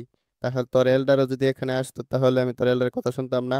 তখনই মনে মনে ভাবে কি এসব কি বলতেছে, হ্যাঁ এসব কি বলতেছে। তখনই তার সাথে থাকা সমুর সাথে থাকা ছেলেটি বলে, ইয়াং মাস্টার এর কথা বিশ্বাস করবেন না, এ আপনাকে উল্টা পথে চলানোর চেষ্টা করতেছে, এ আপনাকে উল্টা পাল্টা কথা বলে মানে তার লক্ষ্য থেকে সরানোর চেষ্টা করতেছে। তা আপনি এর কথায় আসবেন না, মিথ্যা কথা বলতেছে। তখনই বলে, হ্যাঁ তুই আমার সামনে সব কি বলতেছিস আমার আত্মীয় স্বজন নিয়ে? তখনই আমার এল্ডার, আমার বড় বোন আছে যে, সে কোর স্টুডেন্ট, তুই যদি আমার কথা না শুনিস সে তো তোকে কাচুম্বার বানিয়ে দিব, তোরে অনেক পিটতে পারবে, সে অনেক শক্তিশালী, এখানে টপ স্টুডেন্টদের মধ্যে আসে। গিরা নিচু হয়ে ক্ষমা চা, আমাকে মহান মনে কর, তাহলে আমি তোকে ক্ষমা করে দেবো। তখন ইয়ানকে বলে, না না না, এসব আমি কিছুই করব না, তোমার কথা মতে না, আমি এসব কেন করব? তুমি এখানে এসেছো তোমার প্রতিশোধ নেওয়ার জন্য, তুমি যদি চাও আমাকে আমার সাথে চ্যালেঞ্জ করতে পারো, আমি তোমার চ্যালেঞ্জ অ্যাকসেপ্ট করব, আমি তোমার সাথে তাহলে লড়াই করব। তখনই ওই ছেলেটি বলে, সুমো বলে, কয় চ্যালেঞ্জ কিভাবে করব? আমার তুই কি জানোস না আমাদের সেক্টর রুলস অনুযায়ী আমি বডি টেম্পারিং এর 9 নম্বর লেভেলে, আর তোর বডি টেম্পারিং এর 3 নম্বর। তো এখানে আপাতত 2 বা 3 নম্বর ডিফারেন্স থাকে, তাহলে লড়াই করা যাবে, কিন্তু এমনি তো লড়াই করা যাবে না। তখন ইয়ানকে বলে হ্যাঁ ও আমি তো বেশি জানি না। তখনই আশপাশের লোক হাসতে থাকে, হ্যাঁ হ্যাঁ এ তো সেক্টর রুলই ভুলে গেছে, এ আবার কিভাবে লড়াই করবে আমাদের ইয়াং মাস্টারের সাথে। তখনই একটি পিছন থেকে লোক আসে, ইয়াং মাস্টার আমি এর সাথে চাইলে লড়াই করতে পারি, একে আমি চ্যালেঞ্জ করতে পারি, তাহলে আপনাকে লড়াই করতে হবে না, আপনার প্রতিশোধ পূর্ণ হয়ে যাবে। তখন ইয়াং মাস্টার বলে তুমি কি? তখন এই পিছন থেকে একটা লাল চুলওয়ালা ছেলে আসে। লাল চুলওয়ালাটি এসে বলে ইয়াংকাই, আমি তোকে চ্যালেঞ্জ করতে চাই, তোকে চ্যালেঞ্জ করে আমি হারিয়ে দেব। আর তোকে চ্যালেঞ্জ করার সময় আমি কোনো অ্যাটাক করব না, তুই আমাকে 3টি অ্যাটাক করবি, 3টি অ্যাটাকের মধ্যে তুই যদি আমাকে জায়গা থেকে সরিয়ে দিতে পারিস তাহলে আমি এখানে হেরে যাব। তখন ইয়াংকে মনে মনে হবে, এটা আবার কোথা থেকে আসলো, এও তো দেখো বডি টেম্পারি 5 নম্বর লেভেল, আমি যদি এর সাথে লড়াই করি অবশ্যই জিততে পারবো। তখন এই ছেলেটি বলে হ্যাঁ তো আমি যেটা বলতেছি শর্ত সেটাই হবে। তখন ইয়ানকাই বলে এটা কিভাবে সম্ভব, তুমি আগে ভেবে নাও, আমি যদি তোমাকে 3টা মারি তাহলে তো কোমর সম্ভব হবে না, তুমি তো হেরে যাবে। তখন বলে না, তুই শুধু আমাকে 3বার মারবি, 3বারই যথেষ্ট, 3বারের মধ্যে আমি যদি নড়ে যাই তাহলে আমি হের মেনে নেব। তখন ইয়ানকাই বলে না না, আমি যদি মানে তখন তো বলবে চিটিং করা হয়েছে, যে তুমি আমাকে মারোনি কিন্তু আমি তোমাকে 3বার মেরে তোমাকে এখান থেকে হারিয়ে দিয়েছি, তাহলে তো তুমি বাদে আবার বলবে না চিটিং হয়েছে ম্যাচটা, এটা মানবো না। তখন সে বলে না না, এটা আমাকে আমি মানিয়ে নেবো, তুই আমাকে শুধু 3টা অ্যাটাক করবি, আমি সেটাই যথেষ্ট, তোর কোনো চিন্তা করার দরকার নাই, তোকে যেটা বলা হচ্ছে সেটা কর। তখনই পিছন থেকে দেখি সেই মাক্সওয়ালা মেয়েটি যেটি গাছের উপর থেকে ইয়ানকে লড়াইটি দেখতেছিল, যে তারা এখানে কি করতেছে, যে এতদিন পরে ইয়াংকে আবার লড়াই করতেছে, 5 দিন হয়ে গেছে, তাই সেই লড়াই দেখতে এসেছিল। ইয়াংকে বলে যে আবার ভেবে নাও, কিন্তু আমি বলে দিচ্ছি পরবর্তী কিন্তু আমি তোমাকে 3টা অ্যাটাক করলে তোমাকে তারপরে আমি কিছুই বলার সুযোগ দেব না, তুমি কিন্তু বোধহয় আমাকে কিছুই বলতে পারবে না যে আমি চিটিং করেছি। তাই সেই ছেলেটি হেসে হেসে বলে হ্যাঁ হ্যাঁ হ্যাঁ ঠিক আছে ঠিক আছে, আমি যেটা বলছি, যেটা আমি করি আমার কথায় পাক্কা। তখন ইয়ানকে বলে আচ্ছা ঠিক আছে, তোমাকে যে তোমার কথাই অনুযায়ী মানলাম, তোমার উপর এখন আমি অ্যাটাক করব, তোমার যেরকম ইচ্ছা। তখনই সেই ছেলেটির উপর আমাদের ইয়ানকাই অনেক জোরে গিয়ে অ্যাটাক করে, যে তোকে আজকে আমি ওই পুড়িয়ে সুম সুম করে দেবো। তখনই সে বলে তুই যদি আমাকে 3 মুভ কেন 3 সমুভ মানুষ তাও আমাকে হারাতে পারবি না। তখন ইয়ানকে বলে আমি আসতেছি, আমি কিন্তু এখন মারবো, সত্যি সত্যি মারবো। তখন বলে আয় আয় আমাকে মার। ইয়ানকে বলে আমি মারলাম মারলাম, এই ঠুস করে মেরে দেয়, একটা বুকের মতো এক পাঁচ মারে, এক লাথি মেরে পিছনে নিয়ে ফেলে দেয়। একেবারে সবাই অবাক। তখনই ওই মাকসলা মিষ্টিও অবাক। তোর ইয়ানকে বলে আমি যেটা বলেছিলাম। তখন ওই ইটি বলে ইয়ালা এ তো আমার সমান শক্তিশালী, ওই মোটাটা বলে যে লড়াই করতে এসেছিল ইয়াঙ্কের সাথে। তখন ওই থেকে মার্কসওয়ালা মেয়েটিকে দেখি যে ইয়াঙ্কের লড়াই দেখে গাছ থেকে পড়ে যায়, পড়ে গিয়ে বলে উফ মাইরি মরে গেলাম, কিভাবে পড়লাম আমি এখানে, এখানে ইয়াঙ্কের দুঃসব, ইয়াঙ্কের জন্যই আমি এখানে পড়ে যাচ্ছি। ইয়াঙ্কেকে দেখার জন্য একটু এক্সাইটেড হয়ে যাওয়ার কারণে গাছ থেকে পড়ে গেলাম। এখানে মেয়েদের জামালাটাও পাই, সে নিচে গিয়ে পড়ে গেছে, দোষ হয়েছে ইয়াঙ্কের। তারপরে ইয়াংকাই ওই লড়াই এখানে কন্টিনিউ করতেছিল, সে মাস্কওয়ালা মেয়েটি ভাবে এ তো আগে এতটা শক্তিশালী ছিল না, আজকে হঠাৎ করে এত শক্তিশালী হয়ে গেল কিভাবে। সে আমি তো আগে দেখেছিলাম এ যতবার লড়াই করেছে 147 বার এই পর্যন্ত হেরেছে, কিন্তু এখন পর্যন্ত একটা ম্যাচ জিততে পারে নাই, কিন্তু হঠাৎ করে আজকে এর কি হলো, এ এত শক্তি কোথা থেকে এলো। এর তো হয়তো মনে হয় লেভেল আপ হয়ে গেছে, তাই এর সাথে লড়াই টক্কর দিতে পারতেছে। আমি এ তো ভেবেছিলাম না যে এর লড়াই টক্কর দিতে পারবে। যাই হোক, তখনই ইয়ানকাইয়ের লড়াই চলতে থাকে, এটা শেষ হয়ে যায়। তো হচ্ছে ভিডিওটি ভালো লাগলে একটি লাইক দিয়ে দিবেন এবং এরপরের চ্যাপ্টারটি দেখার জন্য চ্যানেলটিকে সাবস্ক্রাইব করে রাখবেন। তো ধন্যবাদ। Welcome to my MMR explain Bangla চ্যানেলে। তো লাস্ট এপিসোডে আমরা দেখেছিলাম ইয়াংকাই ওই মোটা ছেলেটির সাথে লড়াই করে ওই মোটা ছেলেটিকে একটি পাঞ্চ, একটি লাথি, একটি ঘুষি যেটা মারুক সেটাই দিয়ে মেরে হারিয়ে দিয়েছে। তখনই ওই মাস্টার সোমু বলে ইয়াংকাই ইয়াংকাই তুই চিটিং করেছিস, তুই এভাবে কিভাবে জিততে পারিস, তুই চিটিং করেছিস। তখন ইয়াংকাই বলে কি আমি কি কখন চিটিং করলাম, তোমার কাছে কি কোনো প্রমাণ আছে যে আমি চিটিং করেছি, এটা তুমি কিভাবে বলতে পারো যে আমি চিটিং করেছি, হ্যাঁ? তখনই ইয়াং মাস্টারের সাথে থাকা ওই ছেলেটি ইয়াং মাস্টারকে বলে ইয়াং মাস্টার একে দেখে মনে হয় না এ চিটিং করেছে, এ মনে হয় ইয়ের মতো, ওই মোটাটির মতো এও ইয়ের বডি টেম্পারের 5th লেভেলে মনে হয় চলে গেছে। ওই জাউ নামের ছেলে মোটা ছেলেটির লেভেল বডি টেম্পারের 5th লেভেল, তাও এও মনে হয় বডি টেম্পারের 5th লেভেলে চলে গেছে, তাই মনে হয় এ জিতে গেছে। তখন ইয়াং মাস্টার বলে তাও সে যদি বডি লেভেলে ফিফথ লেভেলে চলে যেতে থাকতে থাকে, তাও তো ওই ইয়ের কাছে, ওই মোটাটার কাছে এক্সপিরিয়েন্স বেশি ছিল, তাও তো জেতার কথা ইয়াংকাইয়ের চেয়ে। ইয়াংকাই কিভাবে জিতে গেল? তখনই ওই সে ইয়াং মাস্টার বলে, ইয়াংকাই তুই নিশ্চিত কোনো চিটিং করেছিস, তাই আজকে তুই জিতে গেলি। আমার এর পরবর্তী তুই কোনো সুযোগ পাবি না। হয়তো তুই এখানে কোনো ঘাবলা টাবলা করেছিস তাই জিততে পেরেছিস, নয়তো আমি জিততে দিতাম না। তোকে আমি দেখে নেবো, এর পরবর্তী তোকে আমি যেভাবে হোক দেখে নেবো। আজকে চলে যাচ্ছি, তারপরে তোকে আমি ছেড়ে দেব না। তোকেও আমি দেখে নেবো তুই এখানে থাকিস কিভাবে এই সেক্টর ভিতরে। তখন ইয়াংকে বলে, হ্যাঁ হ্যাঁ, গেল সত্য ঝামেলা। ইয়াংকাই বলে, থাক, মায়ের লড়াই করে অনেকখানি আমার ময়লা হয়ে গেছে। এ তো কোনোভাবে মানতে চায় না, এ তো প্রতিশোধ নিতে চাইতেছে। এর পরবর্তী আসবে হয়তো, তখনই সে বলে, আমার শরীরে অনেক আঘাত, আমি অনেক লড়াই করে এসেছি, যাই আমি গিয়ে আমি গোসল করে নেই। তাই সে গোসল করার জন্য, তার শরীর দেওয়ার জন্য তাদের এই সেক্টর ভিতরে একটি পুকুরের মতো ছিল, সেই পুকুরে চলে যায়। তখনই ওই মার্কসওয়ালা মেয়েটি, নাম হলো এই এর নাম জানি ভুলে গেছি আমি। এই মার্কসওয়ালা মেয়েটি বলে, ইয়াংকাই কোথায় গেল, যাই গিয়ে দেখে আসি, এ হঠাৎ করে এত পাওয়ারফুল হয়ে গেলে কেন, এর কি কোনো কারণ আছে? তখনই সে গিয়ে দেখে যে ইয়াংকাই উলঙ্গ হয়ে গোসল করতেছিল। তখন সে বলে, এ তো অনেকখানি ঘৃণা কারবার কারবার করতেছে, এর কি কোনো শরম নেই যে এখানে সেক্টর ভিতরে মাঝখানে একটি পুকুর, সেখানে দাঁড়িয়ে এলো করতেছে, গোসল করতেছে। তখন ওই মার্কসওয়ালা মেয়েটি বলে, মেয়েটির নাম হলো সায়া এখন মনে হয়েছে। মেয়েটি বলে, এখানে এ গোসল করতেছে, শরম ছাড়া, একে আমি আর দেখতে চাই না, এখান থেকে চলে যাই। তখনই আমাদের ইয়ানকে গোসল করে তার ঘরের সামনে চলে যায়, সেখানে গিয়ে তার কাপড় চোপড় পরে।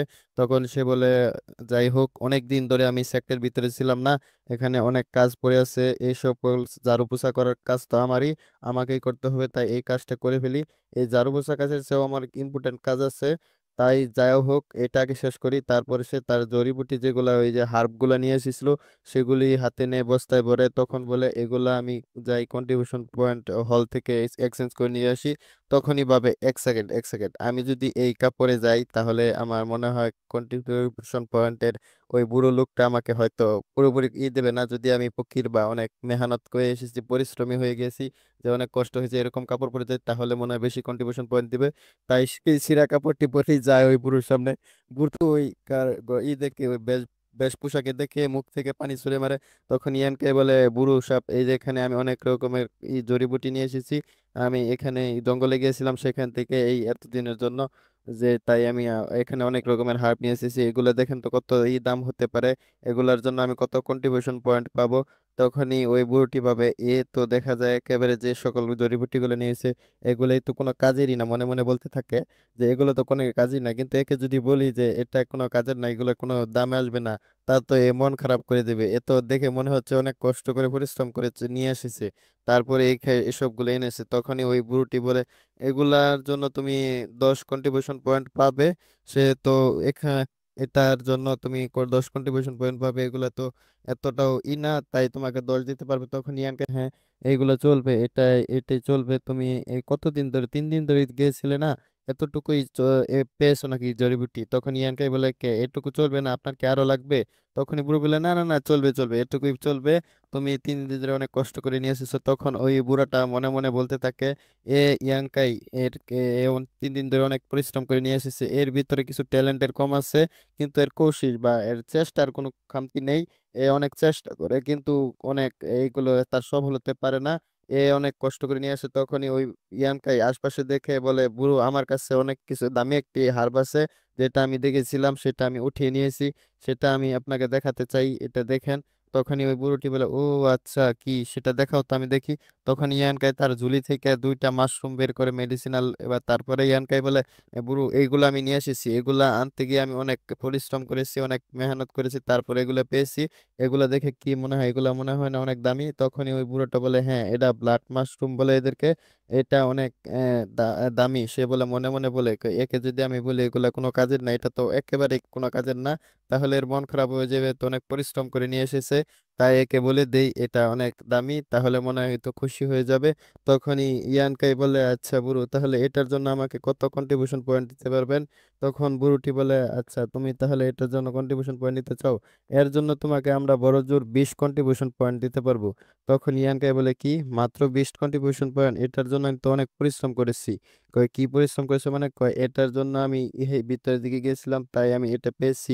কয়, এই ভিতরের দিকে তখনই বুড়ো মনে মনে বলতে থাকে, একে বিষ দিচ্ছি তাও নিতে চাইতেছে না, একে তো বলছিলাম সাহায্য করবো তাই দিতে চেয়েছিলাম। তখনই বুড়োটি বলে, আচ্ছা ঠিক আছে দিব, বেশি তো দিচ্ছি, তোমার এর থেকে বেশি দিতে পারবো না, এটা আমার বেশি কিনে, এটা আমি কম দিচ্ছি না, এটা সেক্টর ভিতরে লিডাররাই ডিসাইড করে দিয়েছে কোনটার কত দাম রাখবে, তাই আমরা এটা দিই। তখনই বুড়োটি বলে, আচ্ছা ঠিক আছে, এটা নয় তোমাকে দিচ্ছি কন্ট্রিবিউশন পয়েন্টে এত বিনিময়, তুমি এগুলো আনলে কিভাবে, কোথা থেকে আনলে এগুলা, তো দেখে তো মনে হচ্ছে তোমার শরীরে অনেক আঘাত, এগুলা কিভাবে সম্ভব হলো? তখন ইয়ানকাই বলে, আমি এর জন্য জঙ্গলের ভিতরের দিকে গিয়েছিলাম, তখন সেখানে গিয়ে পেয়েছিলাম। তারপরে বুড়োটি বলে, সেখানে অনেক তো বিষ থাকে, যে জানোয়ার জন্তু থাকে, তুমি সেখানে গেলো কেন? তোমাকে না না করেছিলাম যে সেখানে যাওয়া যাবে না, তাহলে তুমি সেখানে গেছো কেন? সে বলে, গিয়েছিলাম, সেখানে কোনো সমস্যা নেই, আমি পেয়ে গেছি, সমস্যা নাই, আমি জন্তু জানোয়ার থেকে বেঁচে গেছি, কোনো ভাগে আমি জন্তু জানোয়ারের কাছে পড়ি নাই, তাই আমি বেঁচে গেছি, তাই আপনার কাছে এটা নিয়ে এসেছি, আপনি এটা দাম দেন। এটা জড়িবুটি হলো লো টায়ারের আর্থ লেভেলের জড়িবুটি। তখন ইয়ানকাই শুনে বলে, কি আসলে এটা লো টায়ারের আর্থ লেভেলের জড়িবুটি? আপনি মিথ্যে কথা তো বলতেছেন না, আপনি সত্যি কথা বলতেছেন তো? তখনই ওই বুড়ো লোকটি বলে, হ্যাঁ হ্যাঁ, এটা আমি সত্যি কথা বলছি, আমাকে দেখে কি মনে হয় আমি অনেক এক্সপিরিয়েন্স, আমার অনেক এক্সপিরিয়েন্স আছে, তাই আমি এটা নিয়ে যেতে পেরেছি। আর এটাকে ব্লাড মাশরুম বলে। এটা তুমি এর বিনিময়ে বেশি কোনো কন্ট্রিবিউশন পয়েন্ট পাবে না, বড়জোর 20 কন্ট্রিবিউশন পয়েন্ট পাবে, তাই তোমাকে আমি 20 কন্ট্রিবিউশনের বেশি দিতে পারবো না। তখন নিয়ানকাই বলে, আরে এত পরিশ্রমের পরেও 20 কন্ট্রিবিউশন পয়েন্ট পাচ্ছি, এটা তো একেবারে কম। তখন এই বুড়ো লোকটি বলে, যতটুকু দিচ্ছি ততটুকুই বেশি, এর থেকে বেশি হবে না। তখন ইয়ানকাই বলে, আচ্ছা আমার একটি জড়িবুটি লাগবে, আমার কন্ট্রিবিউশন পয়েন্ট লাগবে না, তার বিনিময়ে আমাকে দিতে পারবেন? তখন এই বুড়ো লোকটি বলে, আচ্ছা দিতে পারবো। তখন ইয়ানকাই ভাবে, এখান থেকে জড়িবুটি নিয়ে গিয়ে আমার সেই ইয়ের ওই যেই ট্রেজারটি পেয়েছিলাম বুকের কাছ থেকে, তার মাধ্যমে দিতে এই কাজে লাগাবো, সেই জন্য আমার 3টি জড়িবুটির প্রয়োজন পড়ে। দুটো তো আমি কালেক্ট করে নিয়েছি, একটি স্পিরিচুয়াল হার্ব, আরেকটি হলো ওই স্পিরিচুয়াল ঘাস, এইগুলো দুটোই করেছি, আরেকটি এখান থেকে লাগবে। তখন ইয়ানকাই বলে, আমাকে ওই জড়িবুটিগুলো দেন তো। তখনই ওই বুড়ো লোকটি বলে, আচ্ছা ঠিক আছে, আমি তোমাকে জড়িবুটি বের করে দিতেছি। তখনই ওই জড়িবুটি সে বের করে দেয় ইয়ানকাইকে, এবং ইয়ানকাইকে বলে, আচ্ছা ঠিক আছে, এই নাও তোমার জড়িবুটি। তখন ইয়ানকাই বলে, এর জন্য কত কন্ট্রিবিউশন পয়েন্ট কেটে নেবেন? তখনই ওই লোক, এই বুড়ো লোকটি বলে, এর জন্য তোমার কাছ থেকে 20 কন্ট্রিবিউশন পয়েন্ট নেওয়া হবে। তখন ইয়ানকাই বলে, এই 20 এত এত কেন, এইগুলা তো বেশি রাখা হচ্ছে, আমাকে ঠকানোর চেষ্টা করতেছো বুড়ো? তখন ওই বুড়ো লোকটি বলে, হ্যাঁ তোমাকে আমি ঠকানোর চেষ্টা করবো কেন, এগুলা যেরকম দাম সেরকমই রাখতেছি, এটা সেক্টর ভিতর থেকে ফিক্স করে দেওয়া হয়েছে, তাই আমি তোমাকে এটা বলতেছি, তোমার কাছে আমি কমই রাখতেছি, এখানে তুমি বেশি করার চেষ্টা করো না, যা বলছি তাই, এছাড়া তুমি পাবে না, তোমাকে আমি অনেক কমিয়ে দিচ্ছি, এছাড়া তুমি কোথাও পাবে না এরকম দামে, এরকম দামে আমি দিতে পারবো, এটা এতটাও না। তখন ইয়ানকে বলে, আচ্ছা ঠিক আছে, কি আর করা যাবে, এটাই দেন, এটাই নিয়েই যাই আমি, এটাই কাজে লাগানোর চেষ্টা করি গা। তখন ওই বুড়ো লোকটি বলে, হ্যাঁ ঠিক আছে, যাও যাও, এখানে কিছুই করো না, আমি আর এখানে স্বপ্ন টপ্ন দেখতে চাই, মেয়েরা তুমি এখানে আর আসবে না, তুমি আসলে এমারি হয়। তখন ইয়ানকা যেতে থাকে, তখনই দেখা যায় ওই মার্কসওয়ালা মেয়েটি, তখনই ইয়ানকা সাথে দেখা যায়, তখন ওই মার্কসওয়ালা মেয়েটি বলে, "ও আচ্ছা ঠিক আছে, এখানে।" তখনই ওই মেয়েটি গিয়ে বলে, মাস্টার আমি এখানে এসে গেছি। তখন বলে, "ও আচ্ছা ঠিক আছে, তুমি আসো, তাড়াতাড়ি এখানে আসো।" তখনই সে বলে, এই ছেলেটা এখানে কি করতেছে, এখানে এসেছিল কেন? সে বলে, এখানে তার জড়িবুটি দিতে এসেছিল, সে পাহাড়ের থেকে কিছু জড়িবুটি নিয়ে এসেছিল, সেগুলি বিক্রি করতেছিল, তাই এখানে নিয়ে এসেছে। তোমার কাল্টিভেশনের এখন কি খবর? সে বলে, আচ্ছা ঠিক আছে, এখন কাল্টিভেশন আমার ভালোই চলতেছে, আমি এখনই কিছুদিন পরে ব্যাক টু করব, তাই আমার কাল্টিভেশন ঠিকঠাক মতো চলতেছে। তখনই বুড়ো লোকটি বলে, আচ্ছা ঠিক আছে, ভালো হলে। তারপরে ইয়ানকাইকে দেখানো হয়, ইয়ানকাই জড়িবুটিগুলো বের করে নেয়, তখন বলে, আচ্ছা ঠিক আছে, এখন এগুলো দিয়ে সেই করা আমার ফুরিয়ে গ্রাসগুলো থেকে ধোঁয়া বের করে আমার কাল্টিভেশন করার সময় এসে গেছে। তারপর সেগুলো তার ট্রেজার ওই ছোট ইয়েতে ফার্নেসে দেয়, দিয়ে তারপরে জ্বালিয়ে দেয়, তখন জ্বালিয়ে দিলে ধোঁয়া বের হতে, তখন চ্যাপ্টারটি শেষ হয়ে যায়। ভিডিওটি ভালো লাগলে লাইক দিয়ে চ্যানেলটি সাবস্ক্রাইব করে পাশে থাকবেন।